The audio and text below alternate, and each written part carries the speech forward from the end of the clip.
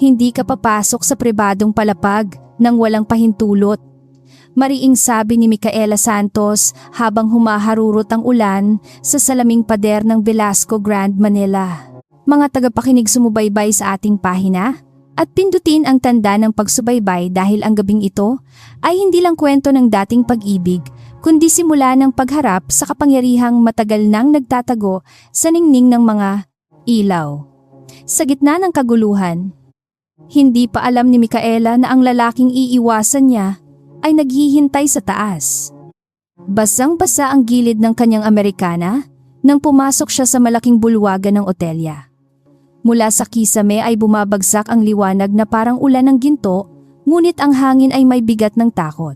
May mga panauhing nagrereklamo, mga kawal ng seguridad na nagmamadali at mga kawani ng harapan na pilit nakangiti habang nanginginig ang mga kamay. Isang maling galaw lamang at ang pangalan ng Velasco Grand ay maaaring maging laman ng bawat pahayagan pagsapit ng umaga. Hindi madaling matinag si Micaela. Sa loob ng 5 taon sinanay niya ang sarili na huwag hayaang mangibabaw ang kabaawa o alaala kapag may tungkuling kailangang tapusin. Kilala siya sa larangan ng pagsusuri ng operasyon ng mga otelya, lalo na sa mga gabing tila nabubuwal ang buong gusali dahil sa isang lihim na pagkakamali. Ngunit sa gabing iyon, habang inaayos niya ang talaan ng reklamo, may kakaibang lamig na gumapang mula sa kanyang batok hanggang dibdib. Ikaw ba ang ipinadalang tagasuri, tanong ng punong tagapamahala si Lorna Reyes na halatang pinipigil ang gulat. Ang boses nito ay mababa ngunit mabilis ang paglingon sa paligid na parabang may matang nakabantay sa bawat salita. Tumango si Micaela at inabot ang kanyang pagkakakilanlan. Hindi siya ngumiti. Sa isang lugar na nababalot ng takot ang sobrang kabaitan, ay madalas na pagkakamalang kahinaan at natutunan niyang huwag ibigay iyon sa mga taong hindi pa niya kilala. May 3 reklamo tungkol sa nawawalang gamit, 2 maling pagsingil at isang panauhing nagsasabing pinagbantaan siya ng tauhan ninyo, sabi ni Micaela. Habang nagsasalita, nakatingin siya sa malaking talaan sa mesa, hindi sa mukha ni Lorna. Kung tama ang ulat, hindi ito simpleng pagkakamali sa serbisyo. May gumagalaw sa loob ng sistema. Napalunok si Lorna at doon natiyak ni Micaela na ang takot ng babae ay hindi mula sa mga panauhin, kundi mula sa taong mas mataas sa kanya. Bago pa makasagot si Lorna, isang lalaking nakasuot ng itim na Amerikana ang sumulpot mula sa hanay ng mga haliging marmol. Galit ang kanyang mukha at hawak niya ang pulso ng isang batang kawani na halos mapatid sa higpit. Ako ang nawalan ng brilyanteng relo, sigaw niya. Kung walang makakapagbalik noon ngayong gabi, sisiguraduhin kong mawawala rin ang trabaho ng lahat dito. Tahimik na lumapit si Micaela at sa unang pagkakataon ay napatingin sa kanya ang maraming tao. Bitiwan ninyo siya, sabi ni Micaela mahinahon ngunit hindi malamya. Ang reklamo ninyo ay tatanggapin ngunit ang pananakit sa tauhan ay hindi bahagi ng anumang karapatan ng panauhin. Napahinto ang lalaki, wari ay nainsulto na may babaeng hindi niya kilala ang humarang sa kanyang galit. Kumawala ang batang kawani at umurong namumutla. Inilapag ni Micaela ang talaan sa mesa at tiningnan ang relo ng dingding, kinakalkula ang oras ng huling paggalaw sa palapag na binanggit sa ulat. Alam mo ba kung sino ako, singhal ng lalaki? Ang tanong na iyon ang madalas marinig ni Micaela mula sa mga taong walang ibang sandata kundi apelyido, pera o takot ng iba. Hindi nagbago ang kanyang mukha. Sa sandaling ito, kayo ay panauhing may reklamo at posibleng saksi, sagot niya. Kung magpapatuloy kayo sa pananakit, magiging salarin kayo sa harap ng mga kamera. Ang bulwagan ay natahimik at maging ang ulan sa labas ay tila humina upang makinig. Sa likod ng eksenang iyon, may pinto ng pribadong elevator na bumukas ng halos walang tunog. Lumabas ang isang lalaking mataas, matikas at malamig, ang tindig suot ang kulay abong kasuotang tila ginawa para sa kanya lamang. Hindi siya agad nagsalita. Sinuri niya ang gulo sa bulwagan, ang galit na panauhin, ang nanginginig na kawani at ang babaeng nakatayo sa gitna na parang sanay humarang sa apoy. Nang masilaya ni Micaela ang mukha niya, huminto ang lahat sa loob niya. Adrian Velasco. 5 taon na ang nakalipas, ang pangalan niyang iyon ay nakadikit pa sa amoy ng basang uniforme, murang kape at mga gabing pareho silang nag-aaral sa lumang silid-aklatan. Noon si Adrian ay estudyanteng walang maayos na sapatos nagtatrabaho sa kainan tuwing madaling araw at nakikipagpalit ng oras para lang makabayad sa paaralan. Ngayon ang kanyang mga mata ay kasing lamig ng marmol na kinatatayuan niya at ang buong otelya ay yumuyuko sa kanyang presensya. Hindi alam ni Micaela kung paano huminga sa unang segundo.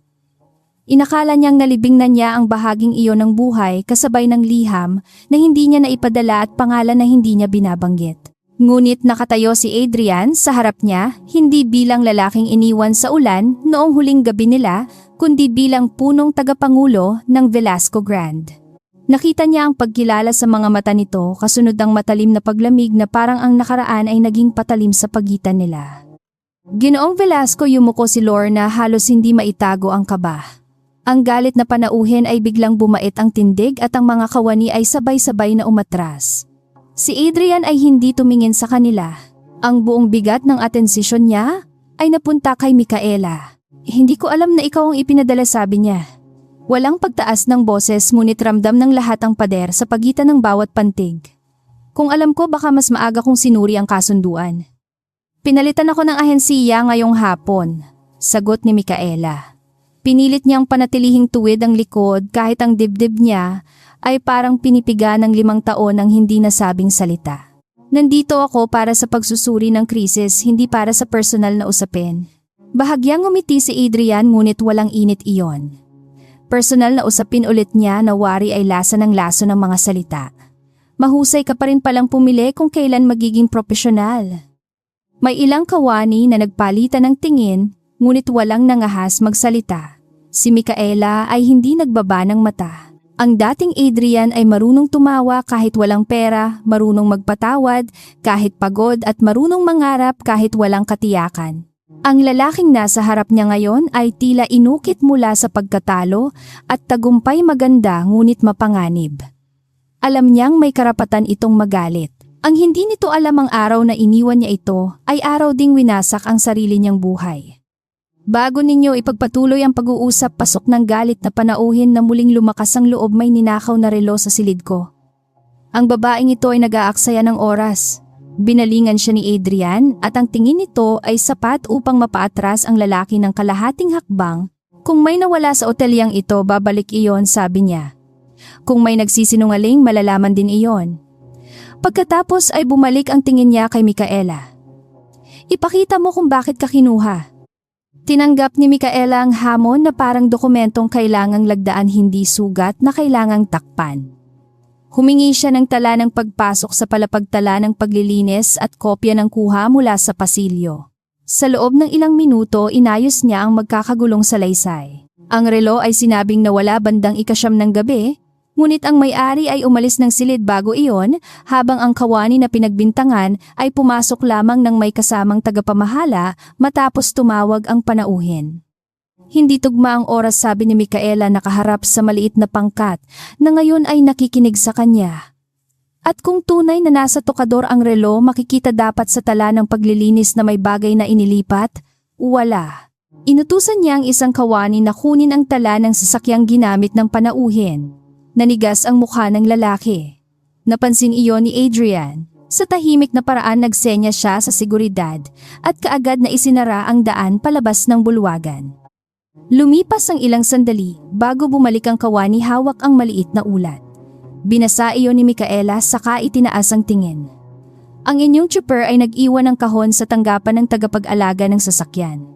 Nakasaad dito na ipinakuha ninyo ang isang relo bago kayo umakyat sa silid. Namutla ang lalaki. Hindi iyon ang relo, tanggi niya. Kung gayon, tugon ni Micaela, maari nating buksan ang kahon sa harap ng seguridad at isang kinatawan ng pamunuan. Walang sumagot. Ang panauhin ay biglang napagod sa sarili niyang galit. Ilang sandali pa dumating ang kahon at nasa loob ang brilyanteng relong sinasabing ninakaw. Ang batang kawani na kanina ay nanginginig ay napaiyak sa ginhawa.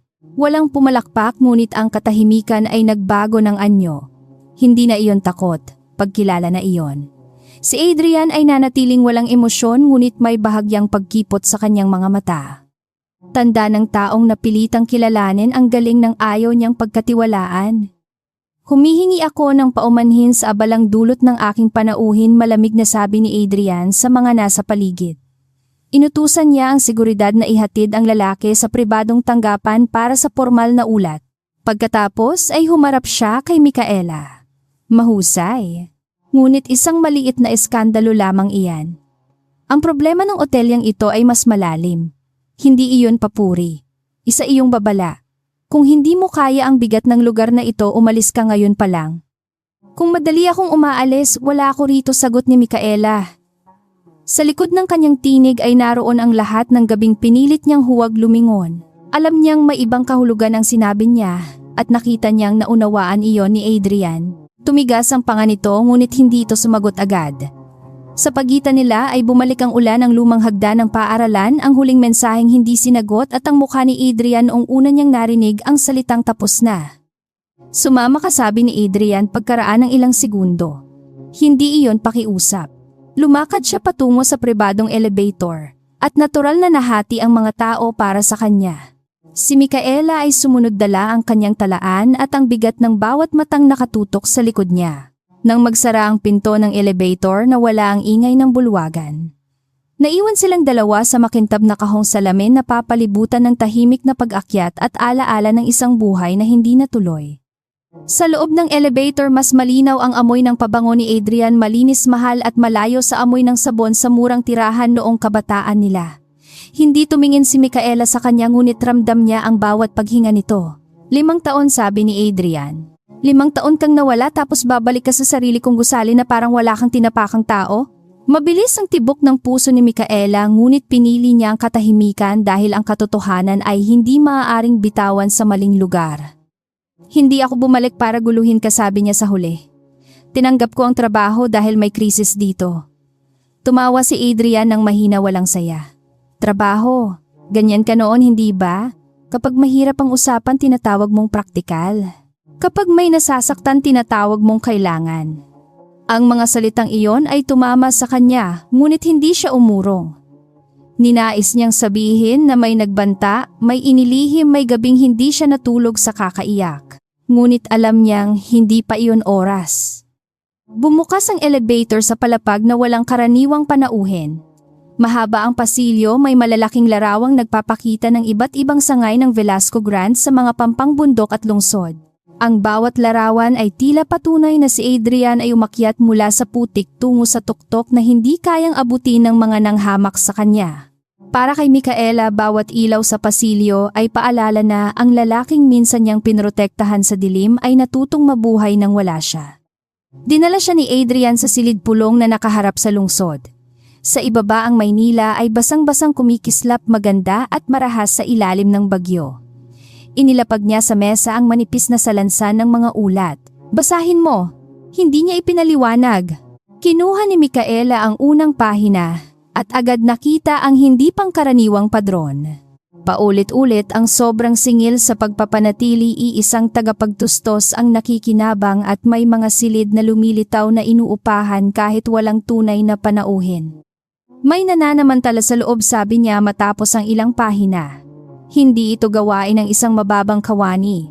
Kailangan ito ng pahintulot, takot o proteksiyon mula sa itaas. Tumingin si Adrian sa kanya, mas matalas kaysa kanina.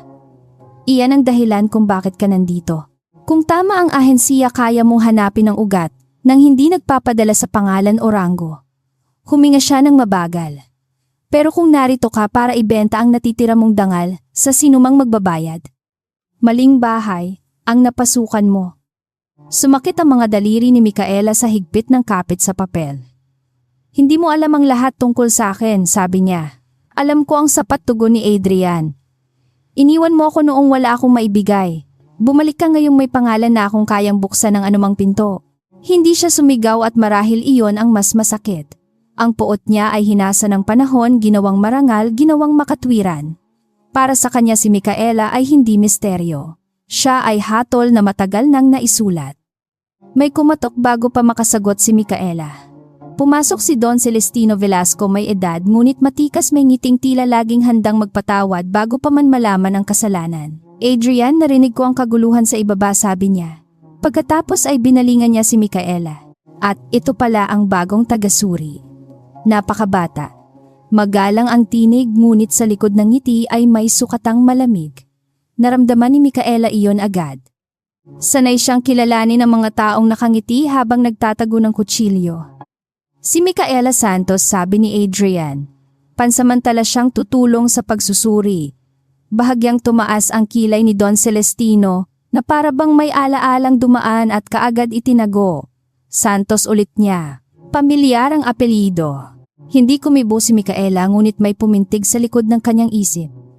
5 taon na ang nakalipas, may lalaking hindi nagpakilala ang nagpadala ng babala sa kanyang ina. Hindi niya nakita ang mukha.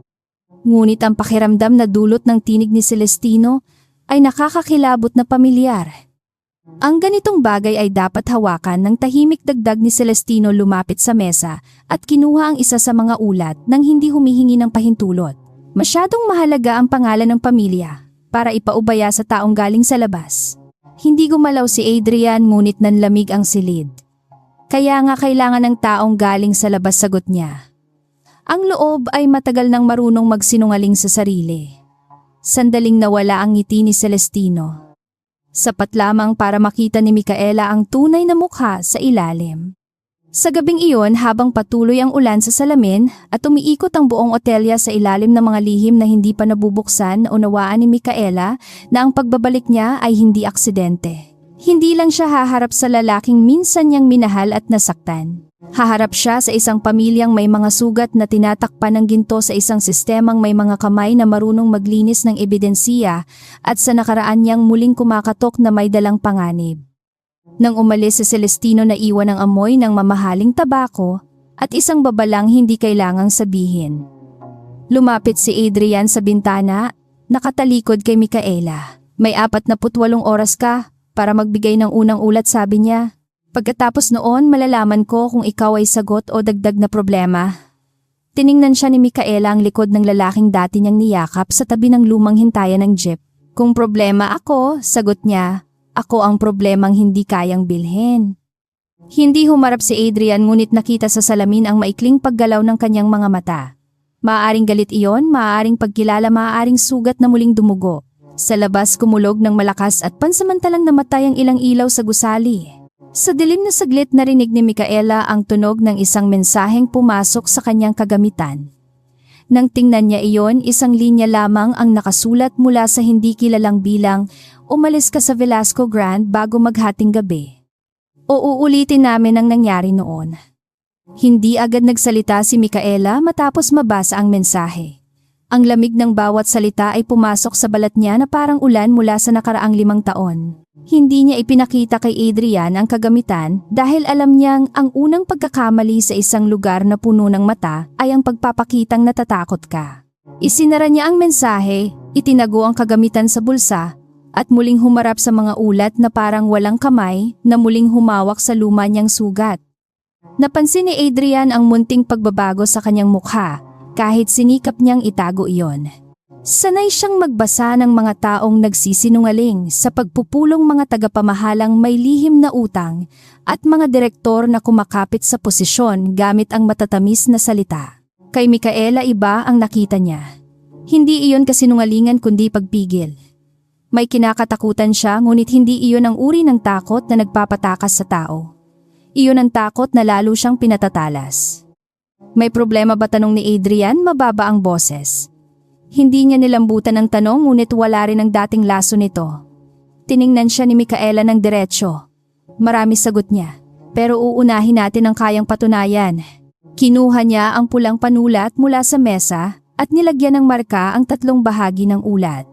Kapag ang isang krisis ay masyadong maingay, kadalasan may mas tahimik na krimeng nais itago sa likod nito. Hindi inaasahan ni Adrian ang ganoong tugon. Akala niya ay magpapaliwanag siya o hihingi ng proteksiyon o gagamitin ang nakaraan upang gawing malambot ang kapaligiran. Sa halip, bumalik siya sa papel sa bilang sa oras, sa mga lagdang tila walang kabuluhan sa mata ng ordinaryong tagamasid. May bahagi sa kanyang nainis dahil gusto niyang manatili siyang halimaw sa alaala nito. Ngunit ang babaeng nasa harap niya ay hindi kasya sa hatol na matagal niyang inaalagaan. Bumaba sila sa silid ng operasyon ng lampas hating gabi. Doon hindi na kumikinang ang mundo ng Velasco Grand. Walang gintong ilaw, walang bulaklak sa marmol, walang musikang malambot para sa mayayamang panauhin. Naroon ang makitid na daan, malamig na bakal na pinto kahon ng supply, at pagod na mga kawani na may mga matang umiiwas.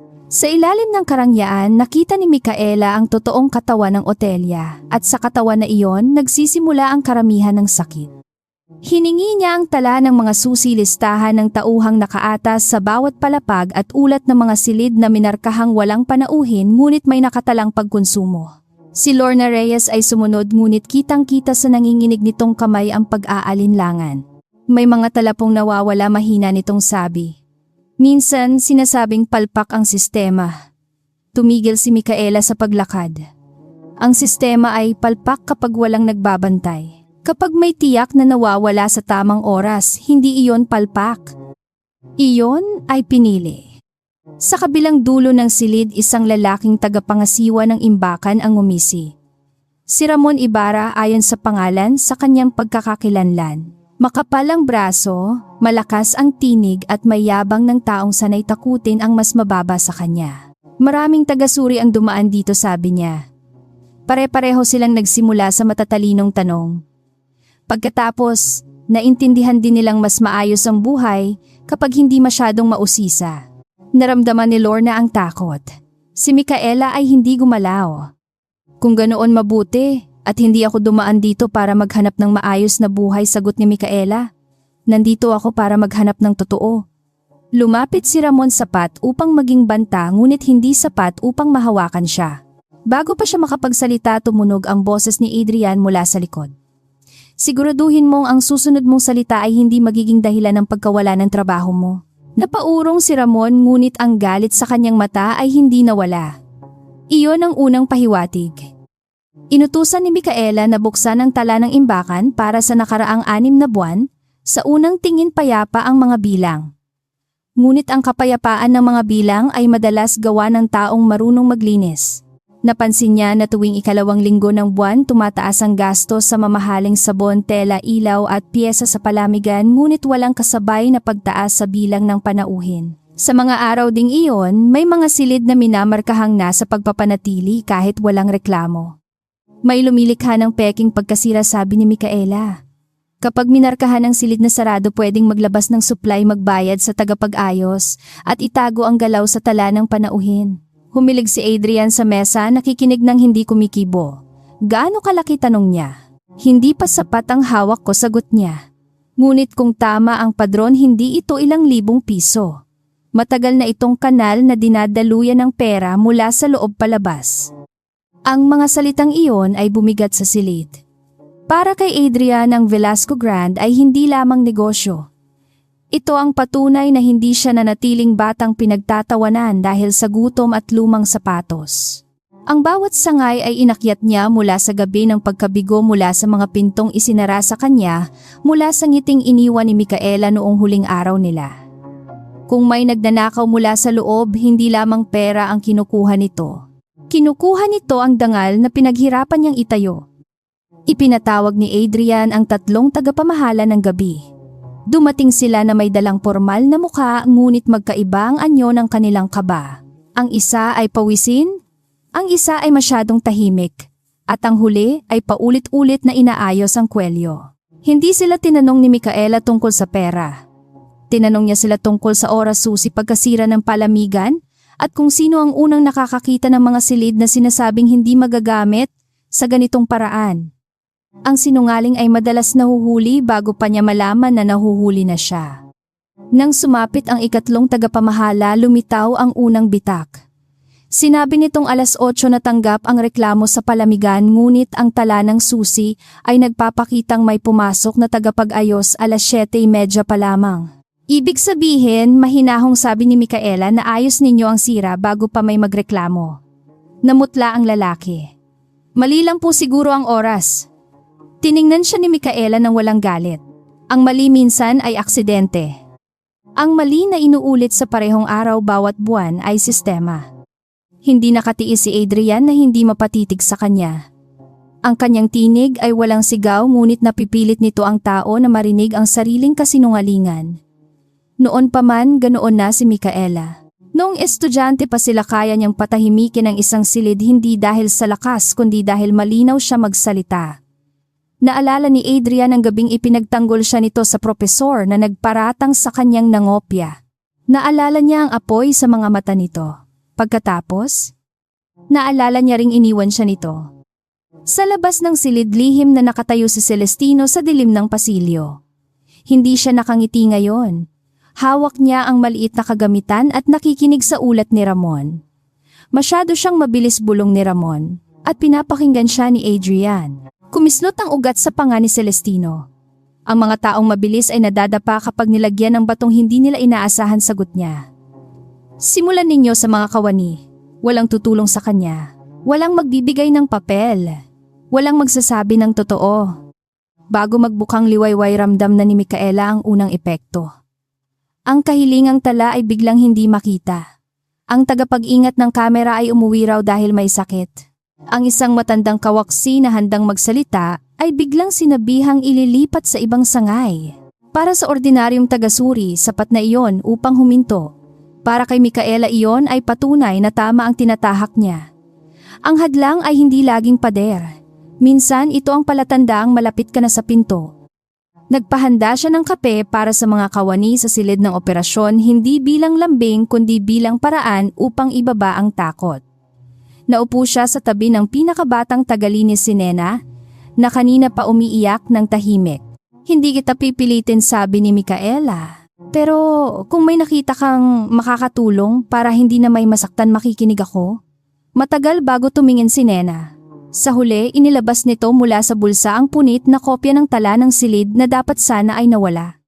Ayon sa tala, may isang silid sa ika-18 palapag na minarkahang sarado sa loob ng 3 buwan ngunit may regular na pagpasok tuwing madaling araw.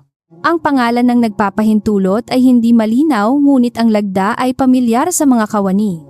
Hindi agad nagtanong si Micaela. Tiningnan niya muna ang petsa oras at bilang ng supply na inilalabas kasabay ng bawat pagpasok. Ang halaga ay maliit kung isa lamang. Ngunit kapag pinagsama-sama, sapat iyon upang tustusan ang isang lihim na tanggapan. Dumating si Adrian habang kinukunan ni Micaela ng larawan ng tala. Napansin niya ang batang kawani na nanginginig sa sulok. Sino ang nagbigay niyang tanong niya? Umangat ang mata ni Micaela. Isang taong mas matapang kaysa sa maraming nakaupo sa mataas na mesa. Hindi nagustuhan ni Adrian ang parinig ngunit hindi rin niya ito kayang pasinungalingan. Sa loob ng kanyang sariling gusali ang mga pinakamarupok ang unang nagbigay ng katotohanan, samantalang ang malalakas ay nagtatago sa pinto. Akala mo ba hindi ko alam na may bulok sa loob tanong ni Adrian? Hindi sagot ni Micaela. Ang tanong ay kung gaano katagal mong hinayaang tawagin itong maliit na problema dahil ayaw mong makita kung sino ang makikinabang. Tumigas ang mukha niya. Sa isang iglap bumalik ang lalaking nasugatan. Mag-ingat ka sa pagsasalita. Hindi umatras si Micaela. Mas mag-ingat tayo sa pananahimik. Iyon ang mas mahal dito. Hindi niya kailangang banggitin ang nakaraan. Pareho nilang narinig iyon. Sa tanghali pinatawag ni Adrian si Micaela sa pansamantalang tanggapan sa tabi ng silid pulong. Nasa mesa ang 3 magkahiwalay na ulat bawat isa ay sadyang magulo parang bitag para sa taong nais magmukhang magaling. Kung kaya mong hanapin ang ugat gawin mo, sabi niya. May 1 oras ka. Alam ni Micaela na sinusubok siya, hindi lamang sa trabaho kundi sa pagkatao. Umupo siya inilapag ang panulat at sinimulang paghiwalayin ang tunay na datos sa usok na inihalo rito. Hindi siya nagmadali. Inuna niya ang gastos na paulit-ulit ang tagapagtustos, pagkatapos ay inihambing ang petsa ng pagbabayad sa tala ng pagpapainatili. Sa ikalawang ulat, nakita niya ang maling pagkakatugma ng bilang ng tuwalya sa dami ng panauhin. Sa ikatlo, natuklasan niya na ang parehong taong pumirma sa pagbili ng piyesa ang nag-aproba ng pagsasara ng silid. Nang matapos ang 1 oras, itinulak niya ang 3 pahina kay Adrian. Hindi ito 3 problema. Iisang kamay ang gumagalaw. Hindi nagsalita si Adrian habang binabasa ang buod. Maikli iyon, walang palamuti at masakit sa linaw. Kung inilagay niya iyon sa harap ng lupon, may mga pangalan ng kailangang sumagot. Sa halip na purihin siya, tinanong niya, Paano kung sabihin kong gawa-gawa mo lang ito para magmukhang kailangan ka? Tumingin si Micaela sa kanya. Kung iyon ang paniniwala mo, ipasuri mo sa ibang tao. Ang totoo ay hindi nagiging totoo dahil sa akin. Totoo ito kahit ayaw mo sa nagdala? Ang sagot ay tumama sa kanya ng mas malalim kaysa inaasahan. Ilang taon niyang kinumbinsi ang sarili na si Micaela ay babaeng pumili ng kaginhawaan laban sa pagmamahal. Ngunit sa loob ng isang araw nakita niya itong ipagtanggol ang isang kawani labanan ng mayamang panauhin, basagin ang kasinungalingan ng mga tagapamahala at hamunin maging siya mismo. Kung isa siyang mapagkunwari, napakahirap ng papel na pinili niyang gampanan kung hindi siya mapagkunwari. Mas masakit ang tanong kung bakit siya umalis noon. Kinagabihan habang sinusuri ni Micaela ang tala ng 18 palapag, may dumating na sulat sa ilalim ng pinto ng kanyang pansamantalang silid. Walang pangalan, walang selyo, isang papel lamang na may maingat na sulat. Nakasaad doon ang isang babala. Huwag buksan ang saradong silid. May mga katotohanang hindi inililibing para hukayin. Tumingin siya sa pasilyo ngunit wala ng tao. Sa malayong sulok namatay ang isang ilaw, saka bumalik na parang kumurap ang buong gusali. Hindi niya itinapon ang papel.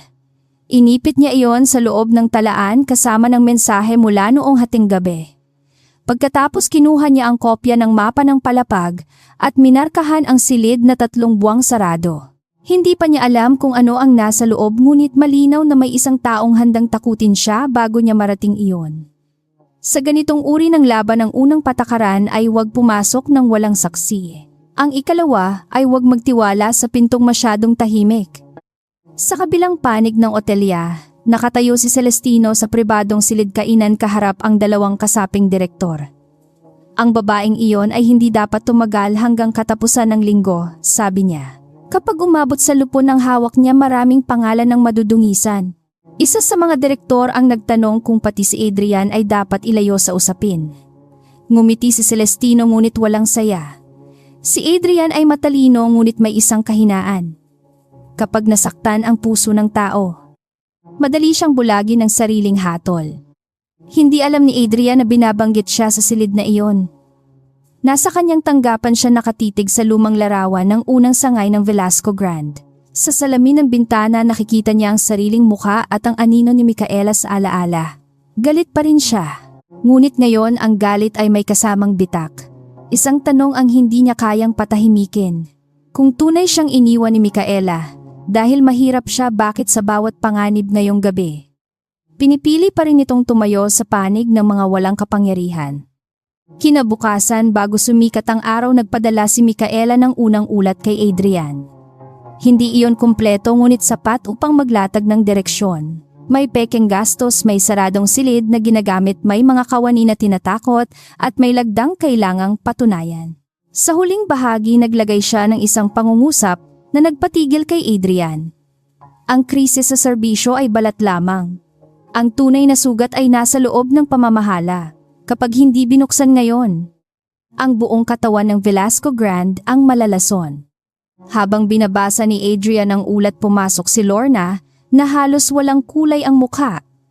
Ginoo, sabi nito, may bagong reklamo mula sa isang mahalagang panauhin. Sinasabi nilang Signang Santos ang naglabas ng pribadong tala ng otelya sa isang kakompetensiya. Sa unang pagkakataon mula nang dumating si Micaela, naramdaman ni Adrian ang galit na hindi nakatutok sa kanya. Sa ibaba nagsisimula ng kumalat ang bulong. Ang unang bitag ay naihagis na at ang pangalan ni Micaela ang inilagay sa gitna.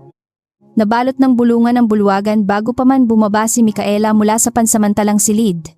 Ang paratang ay kumalat na parang usok sa lagusan ng bentilasyon, tahimik ngunit mabilis sumisingit sa bawat tanggapan, kusina at palapag ng panauhin. Sinasabi nilang siya ang naglabas ng pribadong tala sa kalabang otelya. Sinasabi rin nilang noon pa man sanay na siyang gumamit ng tao para makaakyat. Wala pang ebidensiya ngunit sa ganitong gusali.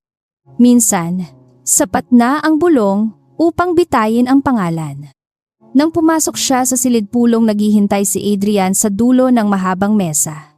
Nasa harap nito ang kopya ng unang ulat niya, ang reklamo ng panauhin at isang manipis na sobre na may marka ng tanggapan ng seguridad. Hindi siya inutusan nitong umupo. Hindi rin siya sinigawan. Iyon ang mas mapanganib.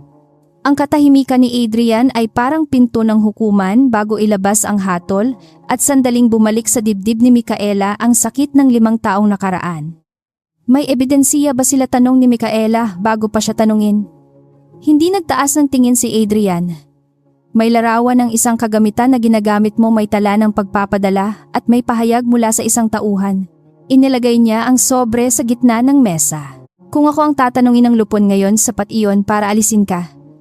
Lumapit si Micaela, binuksan ng sobre at mabilis na sinuri ang mga papel. Sa 3 pahina nakita niya agad ang unang peklat ng palsipikasyon. Mali ang oras, sabi niya.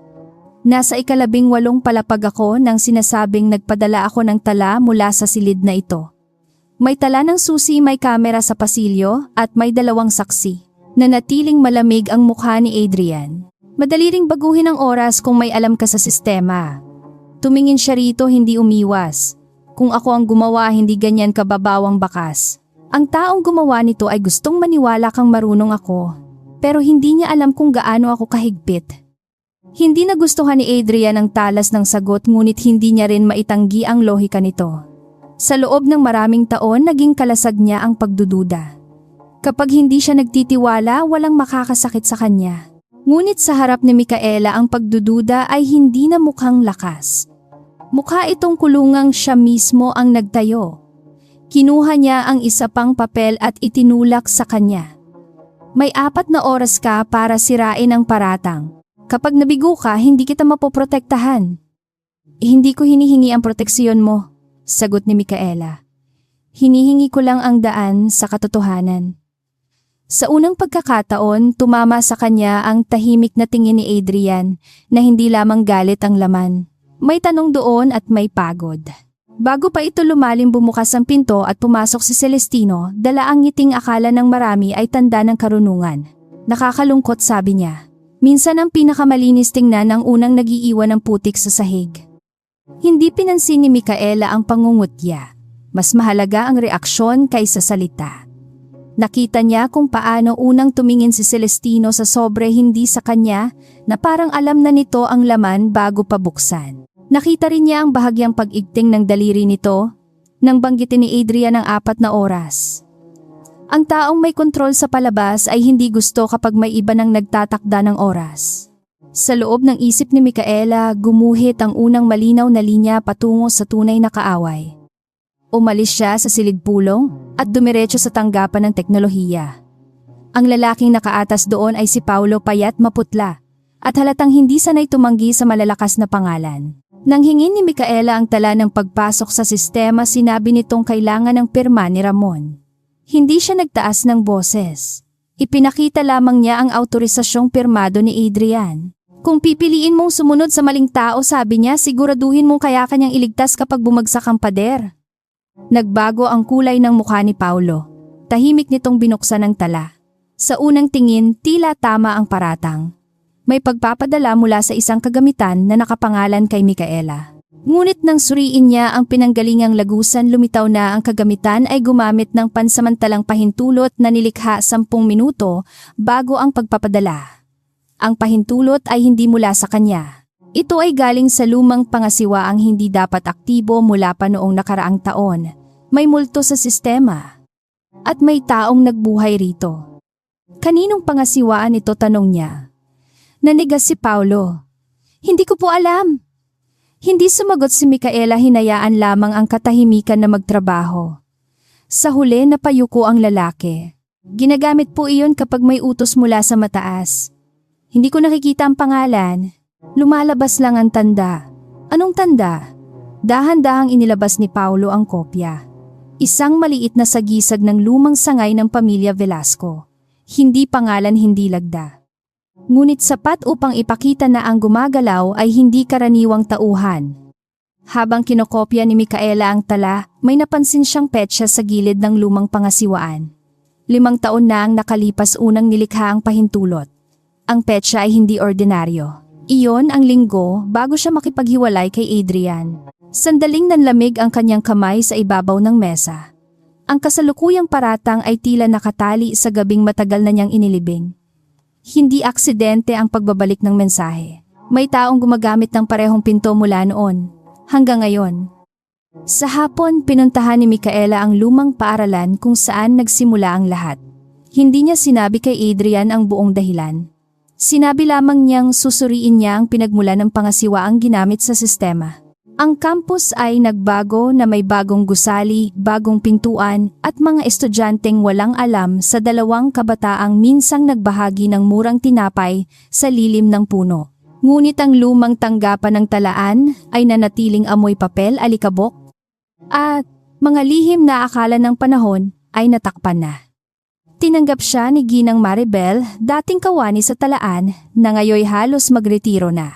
Noong una ay maingat ang babae, ngunit nang banggitin ni Micaela ang pangalan ni Adrian at ang lumang kaso ng scholarship na wala ang kulay ng mukha nito. Akala ko tapos na iyon, bulong ni Maribel.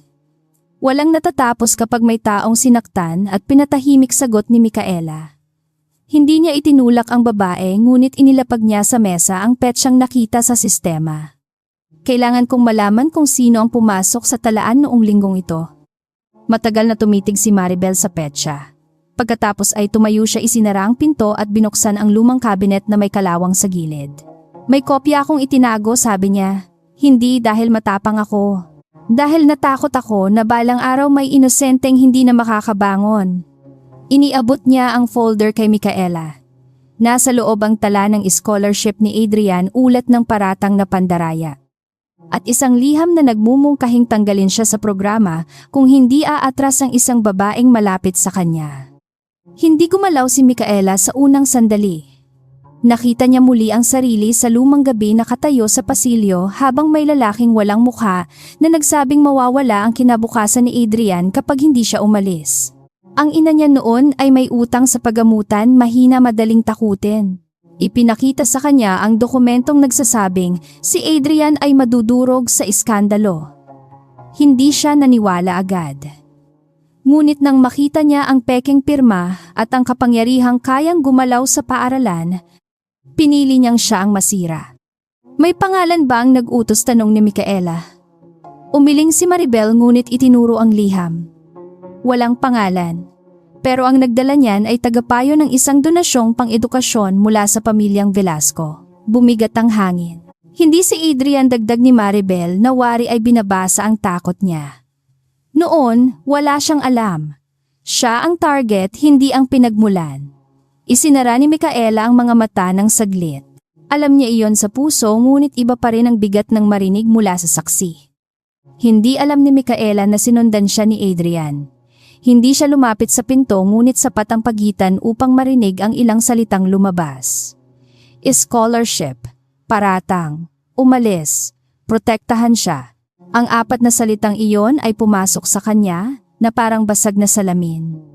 5 taon niyang inulit sa isip na iniwan siya ni Micaela dahil wala siyang halaga. 5 taon niyang ginawang gasolina ang sakit. Ngayon, sa isang madilim na pasilyo ng lumang paaralan, narinig niya ang posibilidad na ang kanyang galit ay itinayo sa kalahating katotohanan. Nang lumabas si Micaela, nagkaharap sila sa ilalim ng ilaw na nangingitim sa gilid. Hindi niya agad na itago ang folder. Nakita ni Adrian ang pangalan niya sa unang pahina. Ano iyan, tanong niya. Hindi galit ang boses niya ngayon, kundi mapanganib na tahimik. Hawak ni Micaela ang folder na parang hawak niya ang sariling puso. Hindi pa kumpleto, sabi niya. Kapag sinabi ko ngayon, may mga bahaging hindi ko mapapatunayan. Lumapit si Adrian. 5 taon akong nabuhay sa sagot na ibinigay mo. May karapatan ako sa tanong. May karapatan ka, sagot ni Micaela, at sa pagkakataong iyon ay halos mabasag ang tinig niya.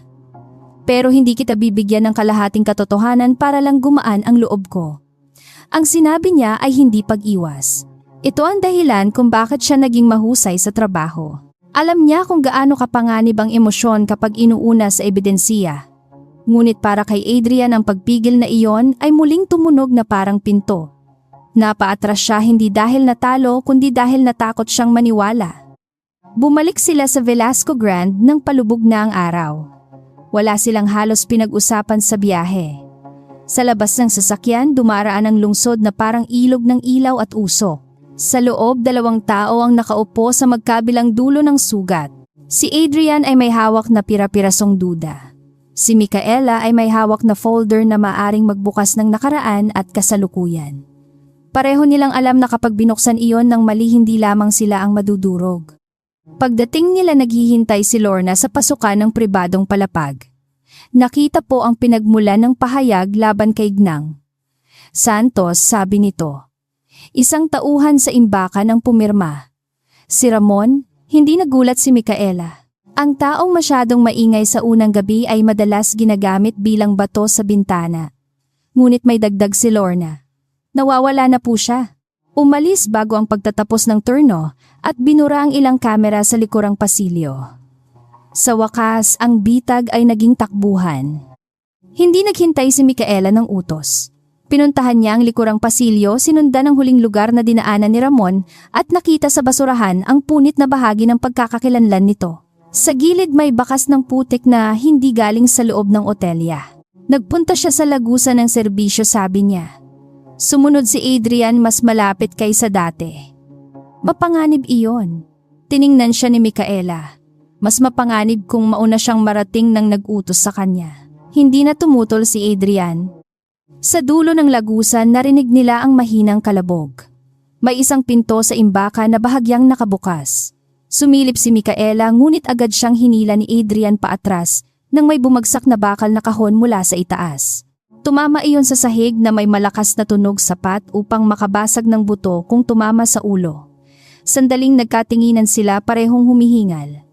Ang galit sa mata ni Adrian ay nagbago. Hindi na iyon para sa kanya. Para iyon sa taong nagtangkang patahimikin siya. Sa loob ng imbakan wala si Ramon. Ngunit may naiwan siyang maliit na kagamitan sa ilalim ng sirang estante. Binuksan iyon ni Micaela gamit ang kopyang ibinigay ni Paulo. Nasa loob ang mga larawan ng saradong silid sa 18 palapagtala ng peking pagpapadala at isang lumang larawang kuha sa paaralan 5 taon na ang nakalipas. Sa larawan nakatayo si Micaela sa labas ng tanggapan ng talaan umiiyak habang may lalaking nakatalikod na nakasuot ng Amerikanong pamilyarang tindig. Hindi malinaw ang mukha ng lalaki ngunit nanigas si Adrian. Kilala niya ang tindig na iyon. Mula pagkabata, nakita niya itong naglalakad sa mga silid na parang pag-aari nito ang hangin. Hindi pa siya nagsalita ngunit alam ni Micaela na may pangalan ng umakyat sa isip niya. Celestino. Gayunman hindi sapat ang larawan. Hindi sapat ang pakiramdam. Ang isang taong gaya ni Celestino ay hindi nabubuwal sa kutob. Kailangan ng ebidensiyang hindi kayang ngitian, bilhin o takutin. Biglang tumunog ang kagamitan ni Micaela. Isang bagong mensahe mula sa hindi kilalang bilang. Sa pagkakataong ito hindi na niya itinago kay Adrian. Inabot niya iyon. Binasa niya ang mga salita at nakita niyang sumikip ang mukha nito. Nakasaad doon na ang saradong silid ay magbubukas sa hating gabi ngunit ang papasok ay hindi na makakalabas na may hawak na katotohanan. Sa ilalim ng mensahe ay may larawan ng ina ni Micaela. Sa lumang tirahan nito, kuhang bago lamang. May dinamay silang hindi kasali, sabi ni Adrian, ang boses ay mababa at mabigat. Sa unang pagkakataon mula nang magkita silang muli hindi niya ginamit ang galit laban kay Micaela. Ginamit niya ito bilang pader sa pagitan niya at ng panganib. Ililipat ko ang ina mo sa ligtas na lugar. Umiling si Micaela hindi dahil ayaw niya ng tulong kundi dahil alam niya ang ibig sabihin ng utang sa mundong ito. Hindi ako tatakbo. Tumitig si Adrian sa kanya. Hindi ko sinabing tumakbo ka. Sinabi kong hindi ka lalaban ng mag-isa. Ang mga salitang iyon ay bumagsak sa pagitan nila na mas mabigat kaysa pag-amin. Hindi iyon pagpapatawad. Hindi pa. Ngunit iyon ang unang tulay sa ibabaw ng 5 taong bangin. Sandaling naalala ni Micaela ang Adrian na dating humahati ng pagkain kahit gutom ang lalaking mayabang lang kapag ipinagtatanggol ang iba. Nandoon pa rin siya natabunan ng yaman, galit at pag-iingat ngunit hindi tuluyang nawala. At iyon ang mas nakakatakot dahil ang pag-asa ay minsan mas matalim kaysa puot. Sa taas sa pribadong silid ni Celestino may natanggap siyang ulat na hindi nasiyahan sa kanya. Hindi nakuha si Micaela, hindi nakuha si Ramon. At si Adrian ay nagsimulang kumilos, hindi bilang tagamasid kundi bilang kakampi. Inihagis niya ang baso sa dingding ngunit agad ding inayos ang mukha nang pumasok ang kanyang katiwala. Kung gusto nilang buksan ang 18 palapag, sabi niya, hayaan ninyo sila. May mga pinto na hindi ginawa para pigilan ng tao, kundi para ikulong siya sa loob. Pagsapit ng hating gabi nakatayo sina Micaela at Adrian sa harap ng saradong silid. Kasama nila si Lorna, 2 katiwala ng seguridad at isang tahimik na kamera na direktang nagtatala sa sariling kagamitan ni Adrian. Hawak ni Micaela ang lumang folder, ang bagong tala at ang mensaheng nagbabanta sa kanyang ina. Nang ipasok ni Adrian ang susi, saglit siyang tumingin sa kanya. Wala nang pangiinsulto sa mata nito. May panganib, may pagdududa. At may isang tanong na pareho pa nilang kinatatakutan buksan. Bumukas ang pinto na may mahabang langit-ngit. Sa loob, walang mamahaling kama o sirang palamigan. May mga kahon ng dokumento, lumang kagamitan, at isang mesa na may nakapatong na talaan ng mga bayaring hindi kailanman dumaan sa opisyal na sistema. Sa pinakagitna may sobre na nakapangalan kay Micaela Santos. Hindi niya iyon hinawakan agad. Sa ibabaw ng sobre may isang pangungusap na isinulat sa parehong kamay ng lumang babala. Kung binabasa mo ito, ibig sabihin ay huli na para magpanggap kang inosente. Hindi hinawakan ni Micaela ang sobrang nakapangalan sa kanya. Sa mundo ng mga krisis, ang bagay na iniiwan sa gitna ng silid ay bihirang simpleng mensahe lamang. Tiningnan niya muna ang paligid mula sa mga kahong nakasalansan hanggang sa mga lumang kagamitan sa mesa. May manipis na alikabok sa sahig, ngunit may bagong bakas ng sapatos malapit sa bintana. Ibig sabihin may pumasok dito kamakailan at nais nitong may makita sila sa eksaktong oras. Walang gagalaw, sabi niya mababa ngunit malinaw ang tinig. Huminto si Lorna sa isang hakbang at maging ang 2 bantay ay nanatiling nakapako sa pinto. Si Adrian ang unang lumapit sa tabi niya, hindi para pangunahan siya kundi para harangan ang sinumang susubok pumasok. Sa liwanag ng maliit na ilawan nakita ni Micaela ang kislap ng galit sa kanyang mata. Hindi iyon galit na pabigla-bigla. Iyon ang galit ng taong nagsisimulang maunawaan na matagal siyang ginamit. Sa loob ng sobre ay walang liham ng pag-amin. May 3 larawan, isang kopya ng lumang tala mula sa paaralan at isang bagong ulat na may pekeng lagda ni Micaela. Ang ulat ay nagsasabing siya ang nag-utos ng pagkuha ng pribadong datos mula sa sistema ng Otelia. Napangiti siya ng malamig. Hindi nila sinusubukang patunayan na nagkasala ako, sabi niya. Sinusubukan nilang ipagawa sa atin ang eksenang magmumukhang pinakialaman ko ang ebidensiya. Naunawaan agad ni Adrian. Kapag may larawan silang nasa saradong silid, hawak ang sobre, sapat iyon upang palabasing itinanim ni Micaela ang mga dokumento o sinubukang sirain ang mga ito. Kaagad niyang inutusan ang seguridad na huwag putulin ang tala ng kamera at ipadala ang kopya sa 3 magkahiwalay na imbakan. Hindi na siya kumikilos bilang lalaking naghihinala sa kanya. Kumikilos na siya bilang isang pinunong nakakita ng anyo ng panganib at handang sumagot ng malinis. Bago pa matapos ang pagkuha ng larawan sa mga dokumento, umalingaw-ngaw ang malakas na tunog mula sa itaas. Una ay parang bakal na bumagsak, kasunod ang maikling sigaw at pagtakbo sa pasilyo. Nagdilim ang kalahati ng palapag. Sa maliit na kagamitan ni Lorna pumutok ang sabay-sabay na tawag mula sa sentro ng operasyon. May usok sa palapag ng bubungan, nanginginig nitong sabi. Nasa itaas ang mga panauhin mula sa pagtitipon ng bagong sangay. Hindi na kinailangan ni Micaela ng paliwanag. Ang saradong silid ay hindi ang wakas ng bitag. Ito ang pain.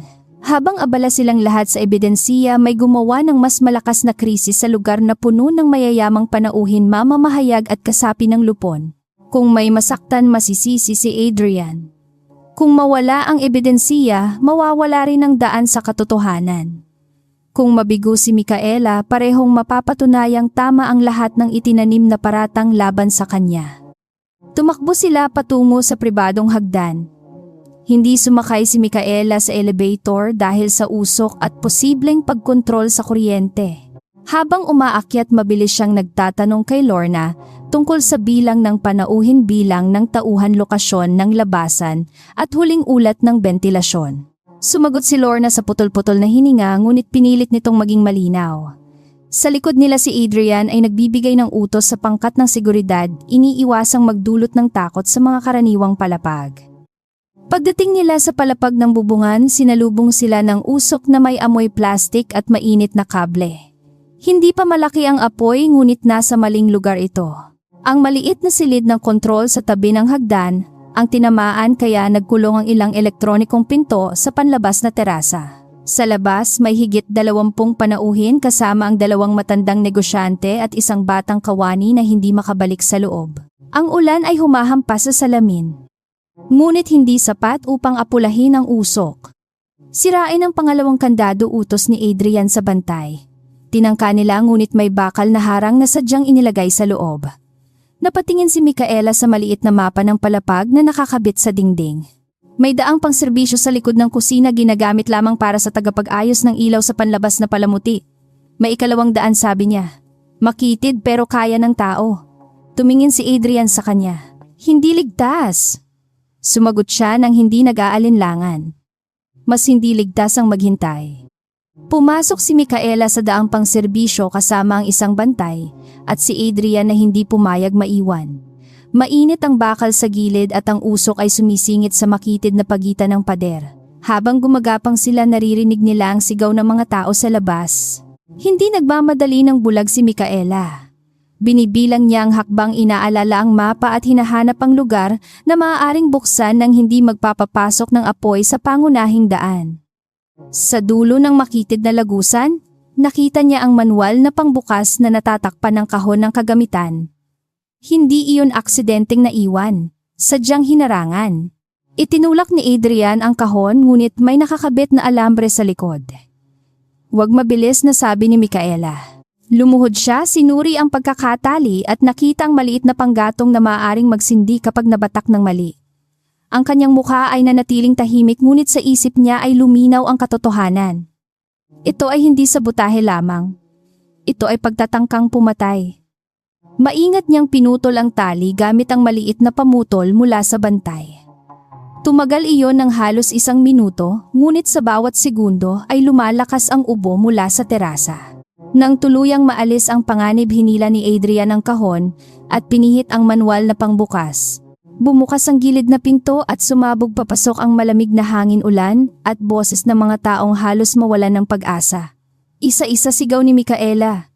Unahin ang matanda may sakit at tauhan. Hindi niya hinayaang maging magulo ang paglilikas. Pinahawak niya ang bawat panauhin sa lubid ng kortinang pinutol ng isang kawani ginawang gabay sa makapal na usok. Si Adrian ang tumayo sa may pinto, sinasalo ang bawat papasok at ipinapasa sa bantay. Ang dating lalaking may malamig na anyo sa bulwagan ay ngayoy basang-basa ng ulan, may abo sa manggas at walang pakialam sa sariling panganib. Nakita iyon ni Micaela at may lumang kirot na kumilos sa dibdib niya. Isang matandang babae ang nadulas sa basang sahig at halos mahulog sa gilid ng mababang hagdan. Mabilis siyang hinablot ni Micaela sa baywang kahit ang sariling tuhod niya ay tumama sa matigas na bakal. Napasigaw ang babae, ngunit ligtas ito. Lumapit si Adrian upang buhatin ang matanda at saglit na nagtagpo ang kamay nila ni Micaela. Walang sinabi ang dalawa. Sa gitna ng usok, apoy at ulan, ang pagdikit na iyon ay tila paalala na may mga bagay na hindi kayang sunugin ng 5 taon. Nang makapasok ang huling panauhin, napansin ni Micaela na wala ang batang kawani na binanggit sa tala. Narinig niya ang mahinang katok mula sa kabilang bahagi ng terasa, malapit sa silid ng ilaw. May isang babae roon na kulong sa maliit na bahagi na naharang ng gumuhong palamuti. Tangkang pigilan siya ni Adrian ngunit nauna na siyang lumabas sa ulan. Micaela, sigaw niya. Hindi siya lumingon. Sa ganitong oras ang pag-aalinlangan ay mas mabigat kaysa panganib. Gumapang siya sa ilalim ng baluktot na bakal, tinatakpan ang ilong gamit ang basang panyo. Nakita niya si Nena, ang batang tagalinis na nagbigay ng tala noong nakaraang gabi, nanginginig at umiiyak. Akala ko iiwan nila ako hikbi nito. Hindi ngayon, sagot ni Micaela. Hindi habang kaya ko pang lumakad. Hinawakan niya ang kamay ni Nena ngunit nang pabalik na sila may pumutok na bahagi ng ilaw sa itaas. Bumagsak ang mga baga sa sahig, humarang sa daan palabas. Sa kabilang panig, hindi na nakatiis si Adrian. Kinuha niya ang makapal na saplot mula sa lamesa ng pagtitipon, binasa iyon sa ulan at pumasok sa pagitan ng usok at apoy. Sumigaw ang mga bantay na bumalik siya, ngunit hindi siya tumigil. Sa sandaling iyon, hindi siya ang tagapangulo ng pinakamalaking tsuoy ng otelya sa lungsod. Isa siyang lalaking muling nakikita ang babaeng minahal niya sa bingit ng pagkawala at ayaw niyang hayaang maulit ang gabing wala siyang nagawa. Binalot ni Adrian sina Micaela at Nena ng basang saplot, saka sila tinulungan lampasan ang mainit na bahagi ng sahig. Nasunog ng bahagya ang gilid ng kanyang palad, ngunit hindi niya iyon ininda. Nang makarating sila sa ligtas na bahagi, bumagsak si Nena sa yakap ni Lorna. Si Micaela naman ay napahawak sa pader, hinahabol ang hininga. Lumapit si Adrian, galit at namumutla. Sinabi kong delikado. Tumingin siya rito, pagod ngunit matatag. Sinabi ko ring may naiwan. Dumating ang pangkat ng bumbero sa loob ng ilang minuto, ngunit sapat na ang naunang aksyon upang maiwasan ang trahedya. Habang inaapula ang apoy, lumapit si Micaela sa silid ng kontrol na unang tinamaan. Maraming kagamitan ang nasira, ngunit hindi lahat. Napansin niya ang maliit na unit ng talaan sa gilid, mainit pa ngunit buo. Kailangan nating kunin ito bago may ibang kumuha, sabi niya. Hindi na nagtanong si Adrian. Tinawag niya ang sariling katiwala at ipinakuha ang proteksiyong kahon. Sa likod ng mga sirenang papalapit, sinubukan ng isang lalaking nakasuot ng uniforme ng tagapag-ayos na lumapit sa nasirang silid. Hindi siya kilala ni Lorna. Nang pigilan siya ng bantay, tumakbo ito pababa sa hagdan ng serbisyo. Kumilos si Adrian, ngunit nauna ang senyas ni Micaela. Huwag habulin ng mag-isa. Isara ang labasan sa ikalawang palapag. Ang utos niya ay hindi sigaw, ngunit mabilis itong sinunod. Ilang sandali pa, nahuli ang lalaki sa likurang pasilyo. May dalang maliit na kagamitan na pangbura ng tala. Sa unang pagtatanong, nagpanggap na walang alam ang lalaki. Ngunit nang makita ni Micaela ang marka ng langis sa kanyang manggas, itinugma niya iyon sa sirang kahon ng kontrol. Ikaw ang nagbukas ng panel, sabi niya. Hindi mo kailangang magsalita ngayon. Ang kamay mo na ang nagsalita. Nang banggitin ng kamera sa pribadong kagamitan ni Adrian, nakita nilang kumurap ang lalaki sa takot. Hindi pa iyon pag-amin, ngunit malinaw na hindi siya handang mamatay para sa taong nag-utos sa kanya. Sa silid pulong pagkatapos ng sunog, nakaharap ni Micaela at Adrian ang unang datos mula sa unit ng talaan. Bago masira ang kontrol, may pansamantalang utos na ipinadala upang ikandado ang panlabas na pinto at patayin ang automatikong babala sa isang bahagi ng palapag. Ang utos ay dumaan sa parehong lumang pangasiwa ang nakita ni Paulo. Lumalim ang katahimikan. Sa papel walang pangalan. Ngunit ang bakas ay nagmula sa loob ng isang antas, nakakaunti lamang ang may pahintulot gumamit. Nasa kabilang dulo ng mesa si Celestino nang pumasok sila. May kunwaring pag-aalala sa mukha nito at hawak pa ang panyo na parang isang maginoong naapektuhan ng sakuna. Salamat at walang namatay, sabi niya. Ngunit ang ganitong kapalpakan ay malaking pinsala sa pamumuno mo, Adrian. Hindi sumagot agad si Adrian. Tiningnan niya ang tiyuhin ng lalaking minsang inakala niyang mahigpit lamang ngunit mahalang pamilya. Ngayon, bawat salita ni Celestino ay tunog ng salaming may bitak. Kapag napatunayang may nanabutahe, sabi ni Adrian, hindi ito kapalpakan. Krimen ito. Bahagyang ngumiti si Celestino. Malaking salita iyan. Mag-ingat sa pagbibitaw niya ng walang buong ebidensiya. Doon nagsalita si Micaela. Tama kayo, kaya hindi kami magbibitaw ng hatol ngayon. Tumingin ito sa kanya, malamig ang mata. Ngunit iingatan namin ang bawat ebidensiya mula sa gabing ito. Wala nang daraan sa iisang kamay. Wala nang mawawala ng tahimik. Nawala ang ngiti ni Celestino ng kalahating segundo. Pag-alis ni Celestino, naiwan sina Micaela at Adrian sa silid na amoy usok, ulan at kape. Ang mga kamay ni Adrian ay may benda, ngunit hindi siya tumitingin doon. Nakatitig siya kay Micaela na tila sinusubukang ayusin ang dalawang bersyon niya sa isip. Ang babaeng iniwan siya. Ang babaeng sumuong sa apoy para sa isang kawani. Ang babaeng maaaring nagsinungaling noon. Ang babaeng hindi nagsisinungaling ngayon. Bakit mo ginawa iyon para kay Nena? Tanong niya sa wakas. Napatingin si Micaela sa madilim na bintana. Sa salamin mukha siyang pagod, basang-basa at mas matanda kaysa umagang iyon. dahil walang posisyon ang nagiging dahilan para iwan ang isang tao sa panganib, sagot niya. Ilang sandali siyang tumahimik bago nagdagdag. At dahil minsan kapag may iniwan kang isang tao, para iligtas siya, hindi ibig sabihin noon ay hindi ka na namamatay sa loob. Hindi niya siya tiningnan habang sinasabi iyon. Ngunit narinig ni Adrian ang salitang matagal niyang ipinagkait sa sarili. Hindi siya humingi ng paliwanag. Hindi pa niya kayang marinig ang lahat nang hindi nagugunaw ang pader na nagpanatili sa kanya sa loob ng 5 taon. Ngunit may nagbago na. Nang tumayo si Micaela upang bumalik sa mga tala, inilagay niya sa mesa ang isang maliit na susi. Pribadong imbakan ko, sabi niya. Ipadala mo roon ang kopya ng lahat ng ebidensiya. Ikaw lang at ako ang may pahintulot. Hindi iyon pag-amin ng tiwala. Ngunit sapat na iyon upang maramdaman nilang parehong may pinto na bumukas. Sa huling bahagi ng gabi habang nagsisimulang humupa ang ulan, dumating ang ulat mula sa nahuling tagapag-ayos. Hindi pa ito nagsasabi ng pangalan, ngunit inamin itong binayaran siya upang sirain ang sistema ng babala at kunin ang unit ng talaan pagkatapos ng kaguluhan. Ang bayad ay dumaan sa isang kumpanyang hindi nakalista sa opisyal na tala ng Velasco Grand. Nang makita ni Micaela ang pangalan ng kumpanya, nanlamig ang kanyang mata. Iyon ang parehong pangalang lumitaw sa lumang donasyong pang-edukasyon 5 taon na ang nakalipas. Ang pangalan ng kumpanyang lumitaw sa ulat ay San Aurelio Holdings. Sa unang tingin tunog marangal iyon, parang negosyong may lumang pader, tahimik na tagapayo at dokumentong maayos ang pagkakatupi. Ngunit sa mata ni Micaela, ang sobrang linis na pangalan ay madalas takip sa pinakamaruming gawain. Nakita niya ang parehong tatak sa donasyong pang-edukasyon 5 taon na ang nakalipas sa bayad sa tagapag-ayos at ngayon sa pekeng gastos ng Velasco Grand. Hindi agad niya sinabi kay Adrian ang buong bigat ng natuklasan. Hindi dahil nagdududa siya sa kanya, kundi dahil alam niyang may mga katotohanang kailangang iharap na may sapat na haligi.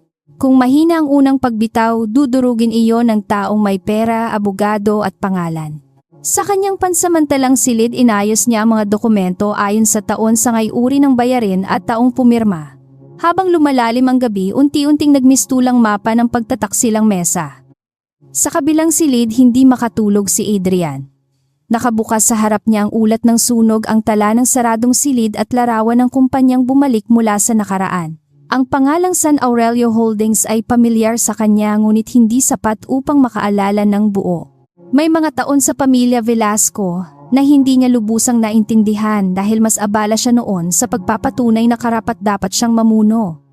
Ngayon, nagsisimula siyang matakot na ang tiwalang ibinigay niya ay ginamit upang hukayin ang sariling pundasyon.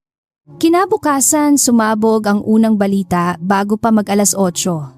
Isang malaking pahina sa pahayagang pangnegosyo ang naglabas ng ulat na may pamagat tungkol sa tagapagsuring may kaugnayan umano sa kalabang pangkat ng Otelia.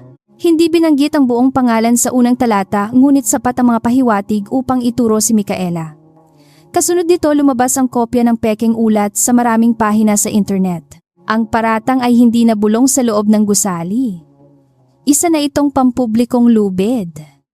Sa bulwagan, nag-iba ang tingin ng mga tao kay Micaela. Kahapon siya ang babaeng sumuong sa usok at nagligtas ng kawani. Ngayon, may ilang umiwas na, parang nakakahawa ang kanyang pangalan. Ang mga kawani na lihim na nagbigay ng tala ay nanahimik, takot na madamay. Si Lorna lamang ang lumapit, dala ang kape at ilang pahinang nakuha mula sa imbakan. Hindi ko alam kung sapat ito, mahina nitong sabi. Tinanggap ni Micaela ang mga papel. Sapat ang simula kapag hindi ka tumigil. Pinatawag siya ni Adrian sa silid ng lupon pagsapit ng tanghali. Doon naghihintay ang 7 direktor, si Celestino sa gitna at 2 tagapayo na may mukhang sanay magbalot ng bitag sa magalang na salita. Hindi pa nagsisimula ang formal na pagdinig, ngunit malinaw na ang hatol ng karamihan ay naihanda na. Si Celestino ay may mapayapang mukha, parang isang matandang malungkot na napilitang ipagtanggol ang pamilya laban sa dayuhan. Sa ganitong anyo siya pinakamapanganib. Binibini Santos, sabi ng isang direktor, tinatanggap namin ang inyong tulong, ngunit hindi maitatanggi na may lumabas na pribadong tala matapos kayong pumasok sa aming sistema. Hindi umupo si Micaela hanggat hindi siya inanyayahan ni Adrian. Nang maupo siya, inunat niya ang likod at tiningnan ang bawat isa. Ang lumabas ay pekeng tala na ginawa upang ituro ako, sagot niya. Kung ang layunin ko ay magtaksil, bakit ko iiwan ang pinakamadaling bakas na pwedeng sundan pabalik sa akin? Ang matatalinong tao ay nagkakamali rin kapag sakimsingit ni Celestino banayad ang boses. At minsan, ang galing ay nagiging pinakamagandang kasuotan ng kasinungalingan. Hindi tumaas ang kilay ni Micaela. Tama kayo. Kaya dapat tayong magtiwala sa padron, hindi sa kasuotan. Inilapag niya sa mesa ang unang hanay ng dokumento. Narito ang mga bayaring dumaan sa San Aurelio Holdings sa loob ng 3 taon. Iisang uri ng palusot, magkakaibang sangay. Pare-parehong pumapasok bago ang pagsasara ng buwan. Nagigting ang panga ng isang direktor. Ang isa naman ay agad tumingin kay Celestino. Napansin iyon ni Adrian. Noon hindi niya pinapansin ang maliliit na pagtingin dahil sanay siyang isipin na ang kapangyarihan ay nasa malalaking desisyon. Ngayon natututo siyang ang takot ay nakikita sa sandaling hindi sinasadya. Si Celestino ay hindi kumilos. Tanging ang daliri niya ang dahan-dahang kumatok sa lamesa, isang ritmo ng taong nagpipigil ng iritasyon. Hindi ito pagdinig tungkol sa San Aurelio, sabi ni Celestino. Ito ay tungkol sa tiwala. Ang babaeng ito ay may personal na kasaysayan sa ating tagapangulo. May dahilan siyang guluhin ang kumpanya, siraan ang pamilya, at gamitin ang lumang samahan upang makapasok sa loob. Ang pangungusap ay inilatag niya na parang maingat na kutsilyo. Narinig ni Micaela ang mahihinang bulungan. Doon niya nakita ang tunay na layunin. Hindi lamang siya pinaparatangang magnanakaw. Pinaparatangan siyang babaeng gumagamit ng nakaraan. Tumayo si Adrian bago pa siya makasagot. Ang personal na kasaysayan ay hindi ebidensiya. Tahimik ang silid matapos ang kanyang sinabi. Hindi iyon pagdepensa ng dating minahal. Iyon ay pahayag ng pinuno. Kung may paratang laban sa kanya, ilabas ang pinagmulan oras at taong may pakinabang. Kung wala, wag nating palitan ng tsismis ang pagsusuri. Tumingin si Celestino sa kanya at sa unang pagkakataon hindi maitago ang pagkayamot. Nagpapadala ka sa damdamin, Adrian. Kung nagpapadala ako sa damdamin, malamig na tugon ni Adrian, matagal ko na siyang pinaalis. Hindi kumilos si Micaela, ngunit naramdaman niya ang linyang iyon sa dibdib. Hindi iyon malambing. Hindi iyon kapatawaran. Ngunit sa gitna ng silid na gustong gawin siyang salarin, isang bahagi ng katotohanan ang piniling tumayo. Si Celestino ay ngumiti muli, mas mabagal ngayon. Kung gayon, ituloy natin ang formal na pagsusuri. Ngunit pansamantala dapat alisin siya sa lahat ng sensitibong tala. Iyon ang inaasahang bitag. Kapag naalis siya sa tala, hindi niya maipagpapatuloy ang paghahanap. Kapag tumanggi si Adrian lalabas, na mas pinipili niya si Micaela kaysa sa pamantayan ng korporasyon. Bago pa magsalita ang sino man, inilabas ni Micaela ang sariling sagot. Sumasang-ayon ako, sabi niya. Lahat ay napatingin sa kanya. Mula ngayon hindi ako kukuha ng bagong tala mula sa pangunahing sistema. Gagamitin ko lamang ang mga dokumentong opisyal nang nailabas bago ang paghihigpit. At hihiling ng hiwalay na saksi sa bawat susunod na hakbang. Hindi inaasahan ni Celestino ang pagsang-ayon. Nais niyang ipakita si Micaela bilang desperadang kakapit sa kapangyarihan. Sa halip, ipinakita niya ang sarili bilang taong marunong magtali ng sariling kamay at lumaban pa rin. Si Adrian ay sandaling napatingin sa kanya at nakita niya ang mas malalim na estratehiya. Nasa kanya na ang sapat na kopya, sapat na tala at sapat na pangalan. Ang hinihingi niyang saksi ay hindi hadlang. Ito ay lambat na maglalagay sa lahat ng kilos sa harap ng mata.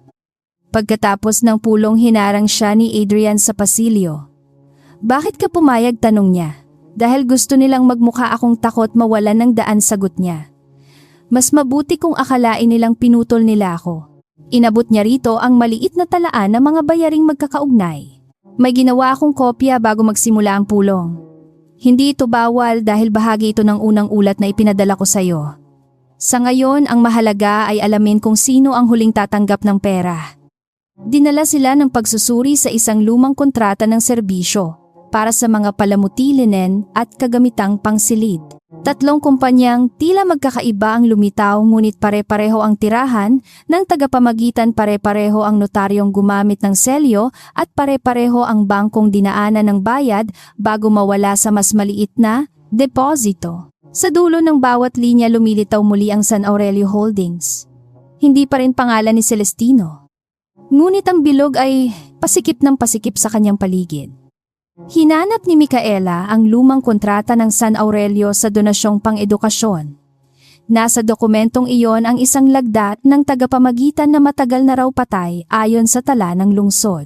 Ngunit sa tala ng Velasco Grand ang parehong tao ay pumirma pa ng bayarin, 2 buwan na ang nakalipas.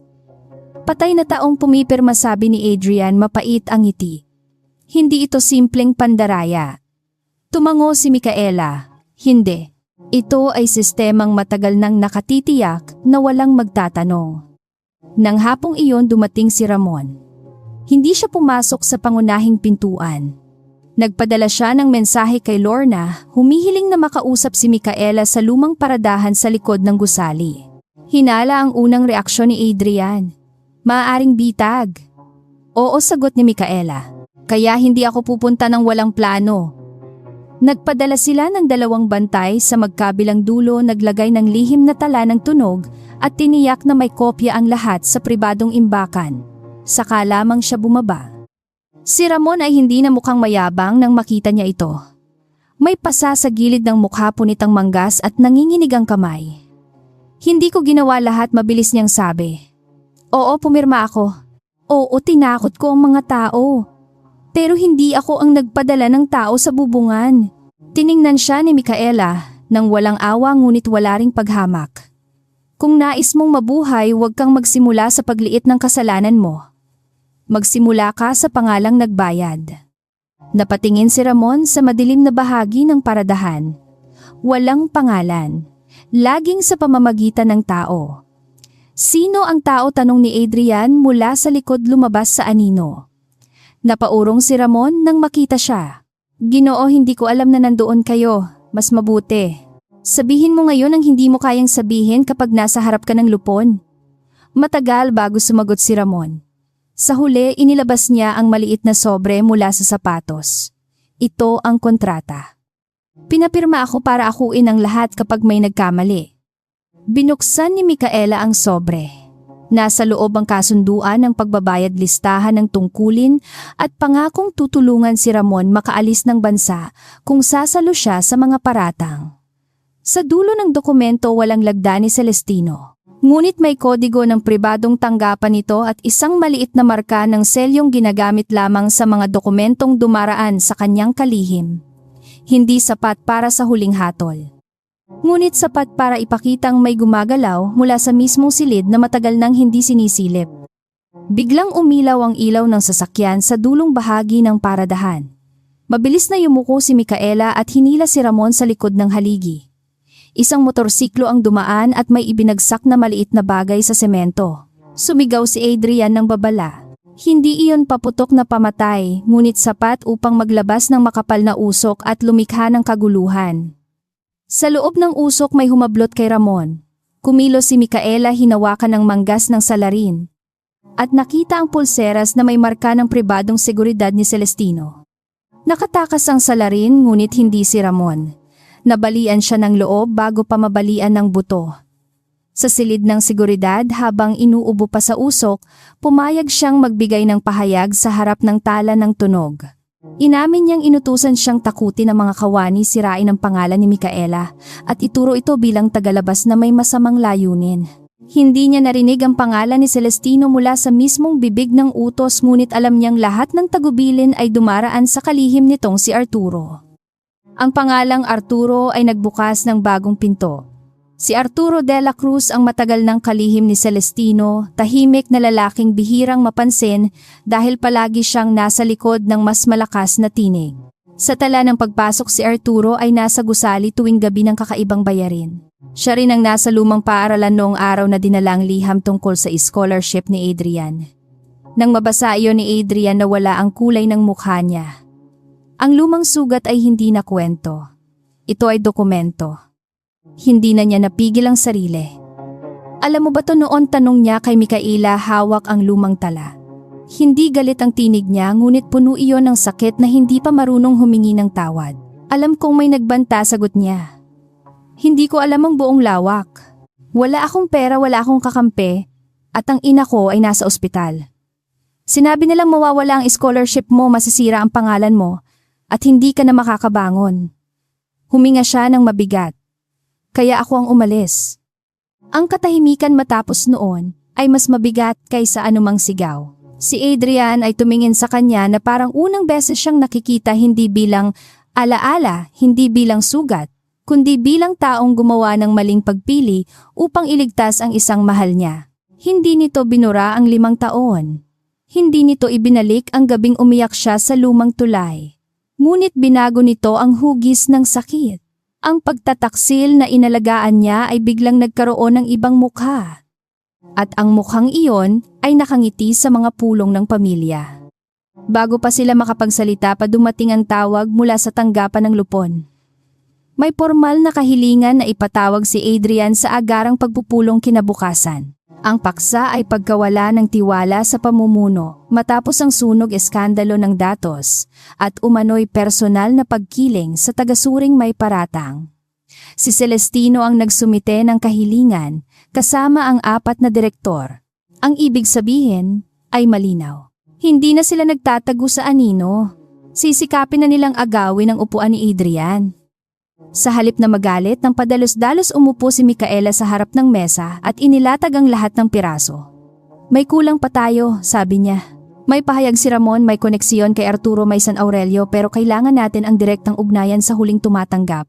Tumingin si Adrian sa kanya, pagod at namumula ang mga mata. May isang gabi na lang tayo. Tumango siya. Sapat ang isang gabi kung tama ang pinto.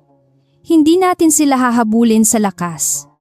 Hihintayin nating sila ang pumirma sa sariling pagkawasak. Ang plano ni Micaela ay simple sa anyo, ngunit mapanganib sa loob. Magpapakalat sila ng balitang hindi pa nila nabubuksan ang ikalawang imbakan ng San Aurelio, isang imbakan na di umano'y may kopya ng orihinal na kontrata. Wala pa talagang ganoong dokumento sa kamay nila, ngunit may sapat silang dahilan upang maniwalang may nais maniwalang mayroon. Kung guilty ang tao, gagalaw ito. Kung gagalaw ito, kailangan lang nilang tiyaking may mata sa bawat daan, bawat susi at bawat tawag. Si Adrian ay hindi agad pumayag. Ginagawa mong pain ang sarili mo. Matagal na nila akong ginagawang pain, sagot ni Micaela. Ang kaibahan ngayon alam ko na. Nagkatitigan sila. Sa ilalim ng galit, guilt at mga tanong na hindi pa kayang sagutin, may ibang umuusbong. Hindi ito romansa na malambot. Ito ay tiwalang hinahasa sa panganib, mabagal, masakit ngunit tunay. Sa huli tumango si Adrian. Kung gagawin natin ito, walang hakbang na hindi ko alam. Ganoon din sa'yo, sagot ni Micaela. Hindi ka susugod dahil lang nasasaktan ka. Tinamaan siya ng sinabi, ngunit tinanggap niya iyon. Noong nakaraan ang sakit niya ang ginamit upang bulagin siya. Ngayon kailangan niyang piliin ang disiplina kaysa galit.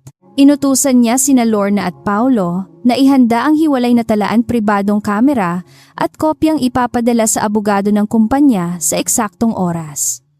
Ang buong gabi ay naging tahimik na paghahanda para sa laban na gaganapin sa umaga. Malapit nang magbukang liwayway nang pumasok ang unang hudyat. Isang hindi autorisadong pagpasok ang naitala sa lumang imbakan ng ika-18 palapag. Hindi si Arturo ang pumasok kundi ang kanyang tauhan. Sa kagamitan nito may bukas na tawag mula sa pribadong linya ni Celestino.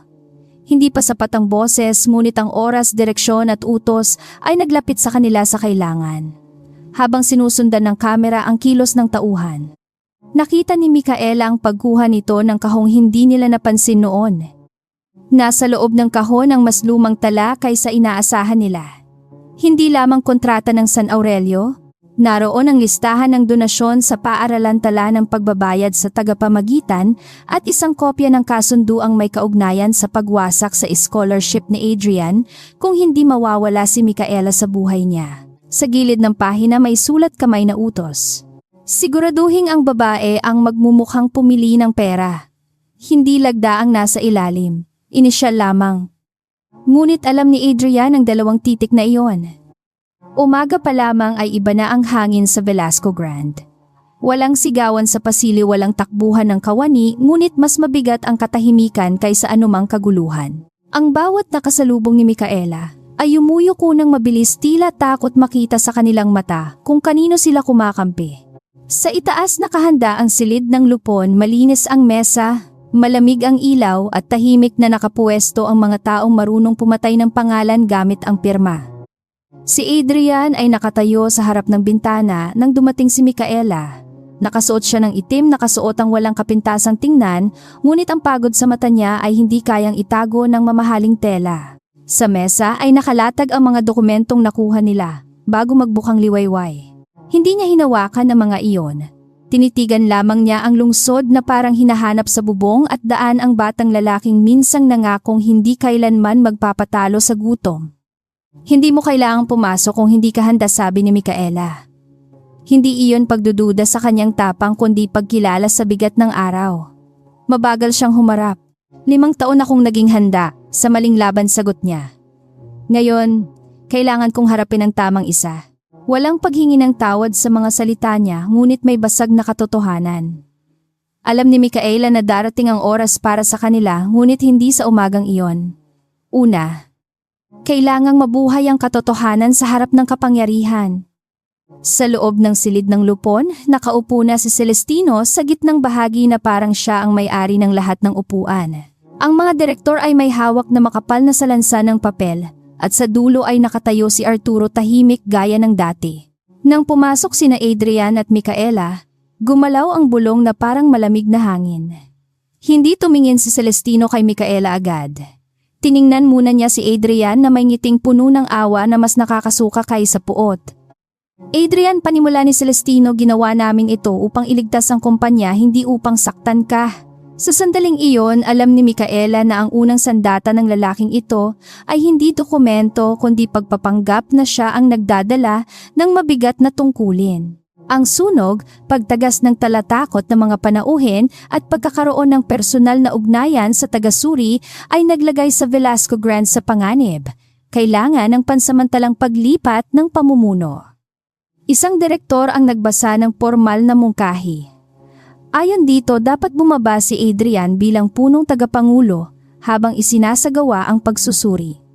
Pansamantalang hahawak si Celestino kasama ang komite ng tiwala. Ang salitang pansamantala ay ginamit ng maraming beses, ngunit alam ng lahat na sa mundo ng kapangyarihan ng pansamantala ay madalas pintong hindi na muling nabubuksan. Si Adrian ay nanatiling nakaupo, ang kamay ay nasa mesa, ngunit ang bawat daliri ay matigas sa pagpigil. May ebidensiya ba kayo na ako ang nagpabaya, tanong ni Adrian? Inilabas ni Celestino ang unang salansan. May tala ng pagkaantala sa pagpapanatili ulat na tila pirmado ng kanyang tanggapan at ilang mensaheng nagpapakitang pinahintulutan umano niya ang mga kontrata ng San Aurelio. Napatingin ng ilang direktor sa kanya na may halong gulat at kasiyahan. Ganoon kagaling ang bitag. Hindi lamang siya pinatatalsik dahil mahina. Pinapakitang siya mismo ang ugat ng kabulukan. Kinuha ni Micaela ang isang kopya at binasa ng tahimik. Nasa ibabaw ang pangalan ni Adrian, nasa ilalim ang pahintulot, ngunit mali ang pagkakasunod ng bilang ng dokumento. Ang unang 2 numero ay ginagamit lamang ng lumang sistema, samantalang ang petsa ay mula sa bagong sistema. Ang pirma ay malapit sa tunay, ngunit masyadong malinis, walang likas na diin sa dulo ng apelido. Peke, sabi niya ng mahinahon. Hindi ninyo kailangang maniwala sa akin. Maniniwala kayo sa sariling talaan ng kumpanya. Binibini Santos, sabi ni Celestino, mahina ang pagtawa. Ang babaeng kasalukuyang iniimbestigahan ay hindi maaaring maging hukom ng ebidensiya. Hindi nagbago ang mukha ni Micaela. Hindi ako hukom. Ako ang taong marunong magbasa ng bakas. Inilabas niya ang kopya ng tala mula sa pribadong imbaka ni Adrian. Ang dokumentong ito ay nilikha 2 oras matapos ang oras na nakasaad sa ibabaw nito. Ang gumamit ng lumang pangasiwaan ay hindi galing sa tanggapan ni Adrian. Galing ito sa pribadong daan ni Arturo de la Cruz. Sa unang pagkakataon gumalaw si Arturo. Hindi malaki ngunit sapat. Isang marahang paghinga, isang kamay na dumikit sa gilid ng bulsa, Isang tinging mabilis na lumipat kay Celestino. Nakita iyon ni Micaela. Nakita rin ni Adrian. Ang mga direktor ay nagsimulang magbulungan ngunit agad na itinaas ni Celestino ang kamay. Mapanganib ang ganitong paratang. Isang clerk lamang si Arturo. Madaling gamitin ang pangalan niya upang siraan ako. Ang pag-iiba ng paksa ay mabilis. Ngunit hindi sapat upang maitago ang unang bitak. Itinulak ni Micaela ang ikalawang salansan.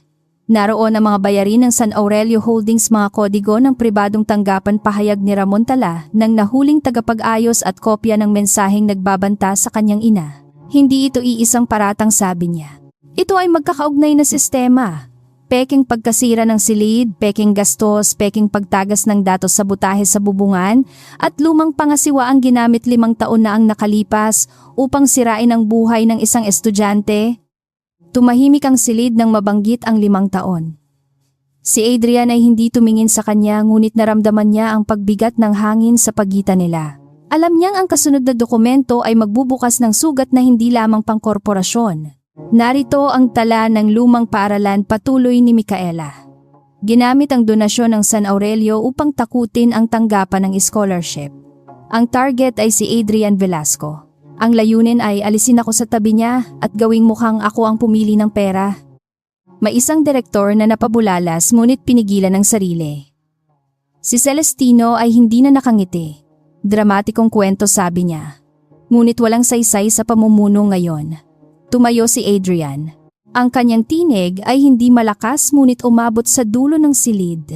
May saysay ito kung ang parehong taong sumira sa aking nakaraan ay nagnanakaw sa aking kumpanya ngayon. Tumingin siya kay Celestino at sa unang pagkakataon, hindi na pamangkin ang tingin niya rito. Kalaban na. Nagpapadala ka sa babaeng minsan ka nang niloko, sabi ni Celestino. Nawawala na ang kinis ng boses. Yan ang kahinaan mo, Adrian. Mula noon hanggang ngayon, kailangan mo pa ring may magturo sa'yo kung sino ang dapat pagkatiwalaan. Hindi gumalaw si Micaela ngunit ang mga salita ay tumama sa kanya. Si Adrian naman ay hindi na kumislap ang galit. Kakaibang kalmado ang bumalot sa mukha niya. Hindi siya ang nagturo sa akin ngayon, sagot niya. Ang sariling ebidensiya mo ang gumawa. Doon inilabas ni Micaela ang pinakabagong kuha mula sa imbakan. Ipinakita sa malaking tabing ang tauhan ni Arturo na kumukuha ng kahon sa 18 palapag habang bukas ang tawag mula sa pribadong linya ni Celestino. Kasunod nito lumabas ang larawan ng dokumentong may inisyal ni Celestino sa tabi ng utos na gawing mukhang pumili ng pera si Micaela. Walang lagdang buo ngunit sapat ang pagkakatugma ng tinta-papel at kodigo upang humingi ng formal na pagsusuri. Naramdaman ni Celestino na nagbabago ang bilang sa silid. Ang mga direktor na kanina ay handang pumirma laban kay Adrian ay nagsimulang umiwas sa kanyang tingin. Sa mga taong gaya nila katapatan ay madalas sumusunod sa nananalo. Hindi sapat, mariin niyang sabi. Walang awtoridad ang babaeng ito. Wala kayong karapatan gamitin ang pribadong tala nang hindi dumadaan sa opisyal na lupon. Doon ngumiti si Micaela, hindi dahil sa saya, kundi dahil dumating na ang bahaging hinintay niya. May karapatan kami, sagot niya. Dahil kagabi nang iminungkahi ninyong alisin ako sa sensitibong tala, hiniling ko ang hiwalay na saksi sa bawat hakbang. Pinirmahan ninyo iyon sa harap ng lupon. Inilabas niya ang dokumentong may pirma ni Celestino. Ang lahat ng ebidensiyang ipinakita ngayon ay nakuha matapos ang inyong pahintulot sa pamamaraang may saksi. Tumigil ang paghinga ng silid. Ang pirma na ginamit ni Celestino upang higpitan siya ay naging pinto ng sarili nitong pagkawasak. Hindi pa rin sumuko si Celestino. Hinampas niya ang mesa at tumayo. Kalokohan ito. Hindi ninyo maiintindihan ang sakripisyong kailangan upang panatilihin ang pamilyang ito sa tuktok. Sa likod ng galit lumabas ang tunay na mukha niya. Hindi na siya mapagmahal na tiyuhin, hindi na tagapagligtas ng kumpanya. Isa siyang lalaking naniniwalang ang lahat ng tao ay piyesa lamang sa larong siya ang dapat manalo. Kung hindi ako kumilos noon ng batang iyan, ay wala sanang narating. Narating ko ito sa kabila mo, sabi ni Adrian. Hindi dahil sa iyo. Ang mga salitang iyon ang tuluyang pumutol sa huling tali ng paggalang. Si Celestino ay tumingin kay Arturo, isang titig na mabilis ngunit malinaw. Tumunog ang kagamitan ni Micaela kasabay ng alarma mula sa pribadong imbakan. May hindi awtorisadong pagtatangkang burahin ang mga kopya sa pangunahing at pangalawang imbakan. Hindi pa tapos ang laban. Habang nalulunod sa silid ang reputasyon ni Celestino, may kamay na sumusubok patayin ang katotohanan. Paulo, tawag ni Micaela sa linya, putulin ng malayo ang daan at ilipat ang kopya sa hiwalay na imbakan. Sumagot si Paulo na nanginginig ang boses. May tao po sa silid ng server! May dalang pangunahing susi! Hindi na naghintay si Adrian ng pahintulot ng lupon. Lumabas siya kasama si Micaela habang ang seguridad ay inutusang bantayan ang pinto at pigilan si Celestino. Ngunit si Celestino ay may mga taong matagal nang nakatanim sa gusali bago pa magsara ang silid. Nagdilim ang ilaw sa isang bahagi ng palapag. Tumakbo sina Adrian at Micaela sa hagdan ng serbisyo. Sa bawat palapag naririnig nila ang gulo ng mga kawani at bantay na sumusubok unawain ang biglang pagkawala ng sistema. Ang Velasco Grand ay parang katawan na sinaksak sa ugat. Walang sigaw mula sa itaas ngunit ramdam ang panganib sa lahat ng sulok. Hindi niya kailangan burahin lahat, sabi ni Micaela habang tumatakbo. Kailangan lang niyang sirain ang orihinal at palabasing tayo ang nagmanipula ng kopya. Nasa ibabang palapag ang silid ng server, protektado ng 2 pinto at hiwalay na bentilasyon. Pagdating nila, nakita nilang nakabukas ang unang pinto at nakahandusay ang isang bantay buhay ngunit nahilo. Sa loob narinig ang mabilis na pagpindot sa kagamitan. Si Arturo ang naroon pawisan, nanginginig ngunit pilit tinatapos ang utos. Sa tabi niya ay isang maliit na unit na kayang sumira ng tala kapag naikabit sa pangunahing imbakan. Nang makita niya sila, hindi siya tumakbo. Hinila niya ang kable. Mabilis na sumugod si Adrian ngunit hinarang siya ng isa pang lalaki mula sa likod ng cabinet. Nagsalpukan sila sa makitid na daan at bumagsak ang ilang kahon ng kagamitan. Si Micaela ay dumiretso kay Arturo.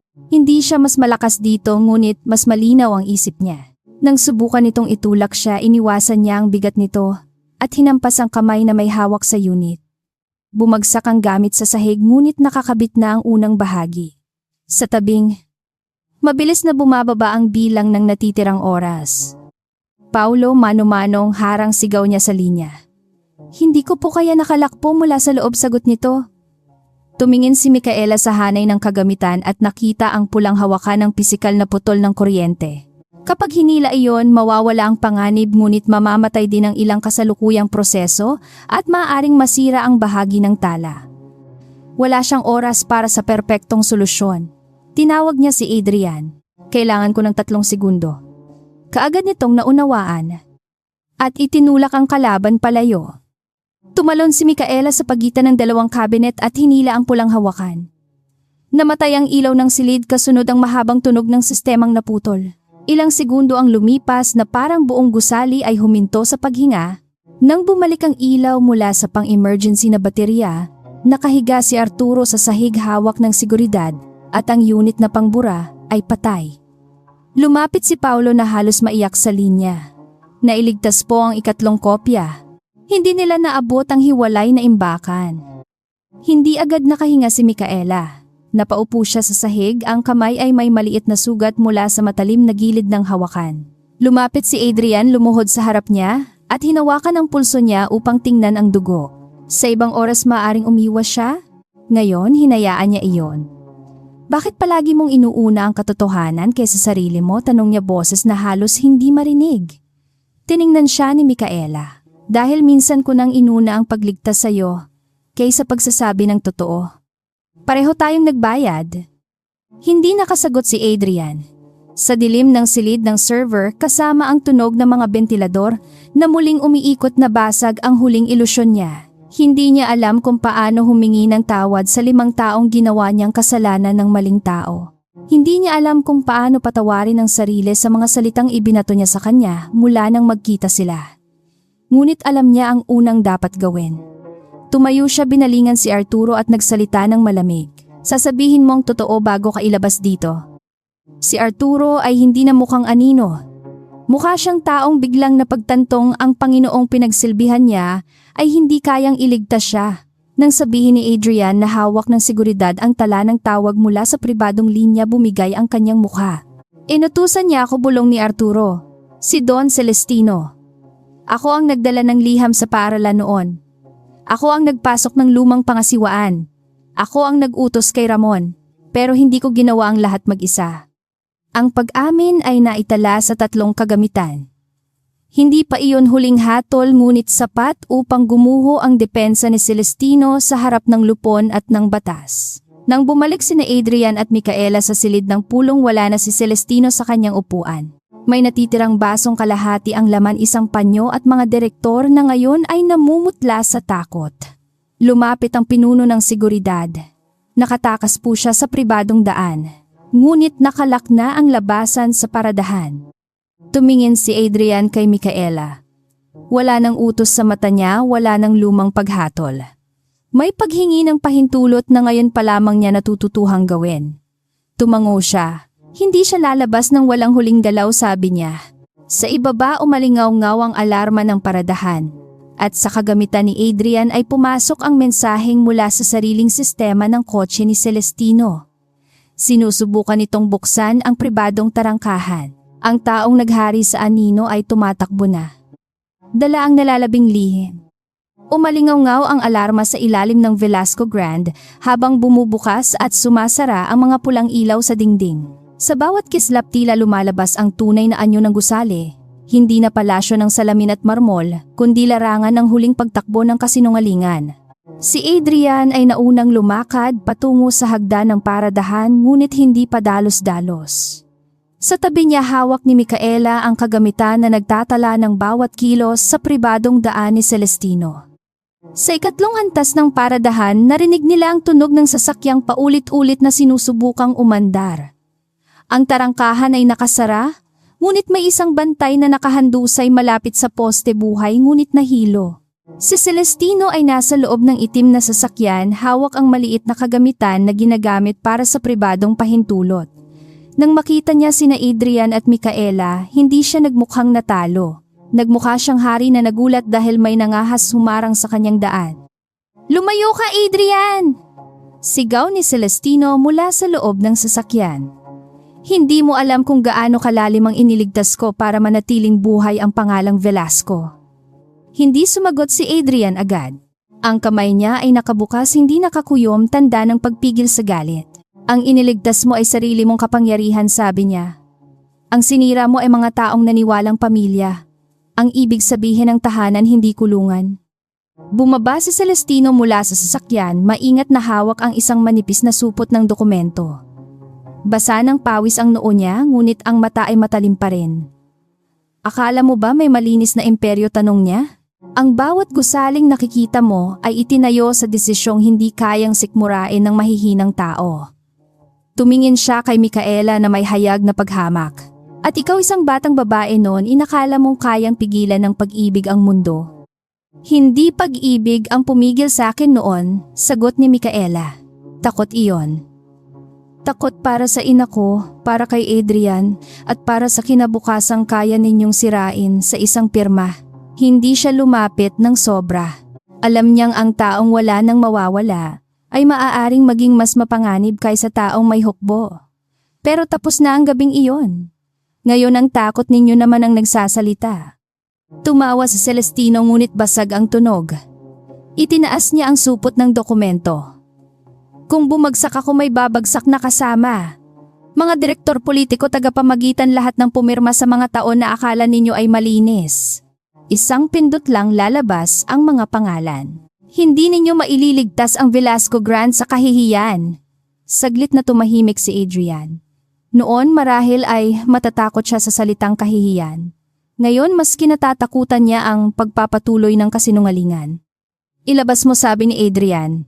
Hindi inaasahan ni Celestino ang tugon. "Ilabas mo ang lahat. Kung marumi ang pundasyon, hindi ko iyon pipinturahan para magmukhang banal." Lumapit siya ng isang hakbang. "Mas gugustuhin kong linisin ang pangalang ito sa harap ng buong lungsod kaysa ipamana ang katahimikang binili ng takot." Sa likod niya naramdaman ni Micaela ang bigat ng desisyong iyon. Hindi ito madaling tagumpay. Ito ang uri ng katarungang may kasamang sugat. Dumating ang mga kawal ng seguridad mula sa magkabilang dulo ng paradahan. Kasama nila ang 2 kinatawan mula sa panlabas na investigasyon na ipinatawag ni Adrian bago pa nagsimula ang pagpupulong ng lupon. Hindi alam ni Celestino na habang abala siyang burahin ang mga tala, na ipadala na ni Micaela ang mga kopya sa ligtas na taguan at sa legal na tanggapan. Ang larong akala niyang hawak pa niya ay tapos na bago pa siya bumaba sa sasakyan. Nang makita ang mga opisyal, umatras si Celestino. Sa unang pagkakataon bumigay ang kanyang tindig. Wala kayong makukuha sa akin, sabi niya, ngunit wala na ang dating bigat. Inabot ng isang opisyal ang kautusan ng paghawak sa kanya para sa pagsisiyasat. Nang hawakan siya ng seguridad, tinangka niyang bumaling kay Adrian. Pamilya mo ako.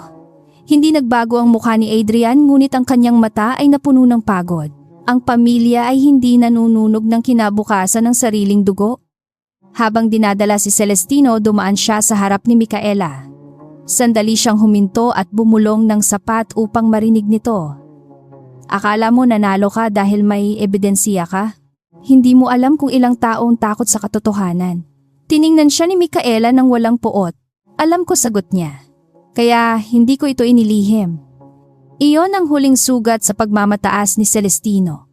Hindi siya tinalo ng isang mas malaking lihim. Tinalo siya ng liwanag na hindi niya nabili. Sa sumunod na mga araw, naging laman ng balita ang Velasco Grand. Hindi na kayang itago ang sunog ang mga pekeng kontrata ang kumpanyang ginamit bilang lagusan ng pera at ang lumang pang-aabuso sa paaralan. May mga direktor na nagbitiw, may mga kawani na nagpahayag, at may mga taong dati tahimik na nagdala ng sariling dokumento. Hindi naging malinis ang proseso. May galit-hiya at takot, ngunit sa unang pagkakataon hindi natakot ang nagdidikta kung sino ang magsasalita. Si Ramon ay pumayag maging saksi kapalit ng pananagutan sa sariling kasalanan. Si Arturo ay nagbigay ng buong pahayag tungkol sa utos ni Celestino, mula sa pekeng tala hanggang sa pagwasak ng scholarship ni Adrian. Si Maribel mula sa lumang paaralan ay lumitaw rin, dala ang kopyang itinago niya sa loob ng 5 taon. Nang basahin ni Adrian ang buong tala, wala siyang sinabi sa loob ng mahabang minuto. Ang galit niya ay hindi na naghahanap ng taong saktan. Naghahanap ito ng paraan upang ayusin ang nawasak. Pinuntahan ni Adrian si Micaela sa maliit na silid na pansamantala niyang ginamit. Wala na ang mga kahon ng ebidensiya sa mesa. Nasa tabi na lamang ang isang tasa ng malamig na kape, ilang sugatang daliri at isang bintanang nakaharap sa lungsod. Kinausap ko ang paaralan, sabi niya. Ibabalik nila ang opisyal na tala at aaminin ang nangyaring pagpilit. Tumango si Micaela. Alam niyang mahalaga iyon, ngunit hindi sapat upang ibalik ang 5 taong nawala. May kailangan pa akong sabihin, dagdag ni Adrian. Sa unang pagkakataon, hindi siya nakatayo bilang pinuno. Nakatayo siya bilang lalaking nahuli sa sariling pagsisisi. Pinaniwalaan ko ang pinakamasakit na bersyon tungkol sa'yo dahil mas madali iyon kaysa tanggapin na wala akong nagawa para protektahan ka. Ginamit ko ang galit bilang korona. At nang bumalik ka, sinaktan kita gamit ang korona ring iyon. Huminga siya ng mabigat. Hindi iyon nabubura ng salitang patawad. Tumingin si Micaela sa kanya. Wala sa mukha niya ang madaling pagluha o biglang lambot na parang lahat ay tapos na. Hindi nga, sagot niya. Pero ang pag-amin ay simula. Lumapit siya sa mesa at kinuha ang lumang larawan nilang dalawa mula sa folder kuha noong mga araw na wala pa silang alam sa halaga ng kapangyarihan. Umalis ako noon nang hindi ako nagpaalam ng tama. Kahit may dahilan, may sakit pa rin akong iniwan. Kailangan ko ring dalhin iyon. Tahimik silang umupo sa magkabilang panig ng mesa. Sa pagitan nila ay hindi na lamang kontrata, ebidensiya o paratang. Naroon ang mga taon ng maling akala, gabi ng pag-iisa at mga salitang hindi na mababawi. Ngunit naroon din ang kakaibang kapayapaan ng 2 taong hindi na kailangang magsinungaling upang manatiling matatag. Sa labas nagsisimulang sumikat ang araw sa likod ng basang gusali at ang liwanag ay hindi marahas. Dahan-dahan lamang itong pumapasok. Pagkaraan ng 1 buwan, muling binuksan ang palapag ng bubungan. Wala nang bakas ng usok sa salamin, at ang dating silid ng kontrol ay pinalitan ng mas malinaw na sistema ng kaligtasan. Dumalo ang mga kawani hindi para sa magarbong pagdiriwang kundi para sa maikling pagtitipon ng pasasalamat. Si Nena ay nakatayo sa unahan, suot ang bagong uniforme at hawak ang maliit na sertipiko ng pagkilala. Nang banggitin ang kanyang pangalan, hindi niya napigilan ang pagngiti. Sa talumpati ni Adrian, hindi niya itinago ang nangyari. Hindi niya sinabing simpleng pagkakamali ang krisis, hindi niya pinalambot ang mga pangalan ng mga nasangkot. Sinabi niyang may sistema ng pananagutan na ipatutupad, may pondo para sa proteksyon ng mga kawani at may hiwalay na tanggapan kung saan maaaring magsumbong ng walang takot. Ang mga salita niya ay hindi marangya, ngunit may bigat, dahil alam ng lahat na binayaran iyon ng dugo, usok at katotohanang muntik nang mawala. Si Micaela ay nakatayo sa gilid, hindi naghahanap ng palakpak. Tapos na ang kanyang tungkulin bilang tagasuri, ngunit hindi pa tapos ang epekto ng ginawa niya. Lumapit si Lorna at tahimik na nagpasalamat. Sumunod si Paulo, dala ang bagong talaan ng sistema na ipinagmamalaki niyang hindi na kayang gamitin ng lumang pangasiwaan.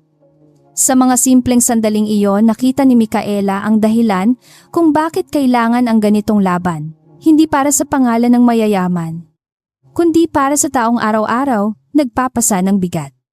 Pagkatapos ng pagtitipon, nakita niya si Adrian sa terasa. Wala na ang bagyo, ngunit basa pa rin ang hangin, may amoy ng lungsod matapos ang matinding ulan. Aalis ka na ba, tanong niya. Hindi niya itinago ang lungkot, ngunit hindi rin niya iyon ginamit upang pigilan siya. Napatingin si Micaela sa malayo. Tapos na ang kontrata ko. Tumango siya. Alam ko. Sandaling natahimik ang dalawa, parehong nauunawaan na may mga pinto na hindi dapat piliting buksan agad. May alok ang lupon, sabi ni Adrian. Gusto nilang maging permanenteng tagapayo ka sa bagong tanggapan ng integridad. Tumingin siya sa kanya, hindi bilang dating kasintahan kundi bilang profesional na alam ang halaga niya. Hindi ko inilagay ang pangalan mo. Sila ang nagmungkahi matapos makita ang ulat. Napangiti ng bahagya si Micaela. Magandang pakinggan na natuto silang matakot sa tamang tao. Sa unang pagkakataon mula nang magkita sila, muli tumawa si Adrian ng tunay. Mahina ngunit buhay. Hindi niya tinanggap agad ang alok. Humingi siya ng panahon, hindi dahil nag-aalinlangan sa trabaho kundi dahil ayaw na niyang gumawa ng desisyon mula sa takot, guilt o biglaang lambing. Naunawaan iyon ni Adrian. Sa halip na pilitin siya, inilapag niya ang isang maliit na sobre sa mesa. Nasa loob ang kopya ng opisyal na pagbawi sa lumang paratang sa kanyang pangalan at isa pang liham mula sa paaralan, kinikilalang mali ang ginawa sa kanya at kay Adrian. Nang basahin iyon ni Micaela, hindi siya umiyak ng malakas. Huminga lamang siya ng mahaba, parang ang katawan niya ay matagal nang may hawak na bato at ngayon lang pinayagang ibaba iyon. 5 taon, sabi niya. Minsan iniisip ko kung sino tayo, kung hindi nangyari iyon. Tumingin si Adrian sa lungsod. Baka mas masaya. Baka mas mahina. Hindi ko alam. Pagkatapos ay tumingin siya sa kanya. Ang alam ko, hindi ko na gustong mahalin ang alaala mo. Gusto kong kilalanin kung sino ka ngayon. Hindi agad sumagot si Micaela. Ang lumang pag-ibig ay madaling tawaging tadhana, ngunit natutunan niyang ang tunay na pagbalik ay hindi dapat tumapak sa mga sugat na hindi pa naghihilom. Kung magsisimula tayo, sabi niya, hindi mula sa gabing iniwan kita. Hindi rin mula sa gabing iniligtas natin ang Otelia. Magsisimula tayo sa katotohanan, sa mabagal na tiwala, at sa karapatang tumigil kapag nasasaktan. Tumango si Adrian. Tanggap ko. Hindi na kita hihilinging manatili dahil kailangan kita. Hihintayin kitang pumili. Lumipas pa ang ilang buwan bago muling naging payapa ang Velasco Grand. May mga kasong isinampa, may mga ari-ari ang sinamsam at may mga sangay na pansamantalang isinara upang linisin ang tala. Si Celestino ay humarap sa investigasyon, hindi na napapalibutan ng mga taong yumuyuko sa kanya. Sa loob ng selda ng paghihintay, ayon sa ulat, paulit-ulit niyang sinasabing lahat ay may presyo. Ngunit sa pagkakataong ito, walang bumili sa katahimikan niya. Tinanggap ni Micaela ang posisyon sa tanggapan ng integridad sa kondisyong may ganap siyang kalayaan sa pagsusuri at proteksyon para sa mga kawani. Hindi siya naging palamuti sa pagbabago. Naging tinik siya sa lalamunan ng sino mang gustong ibalik ang lumang paraan. Si Adrian naman ay natutong ang pamumuno ay hindi lamang pag-akyat sa taas.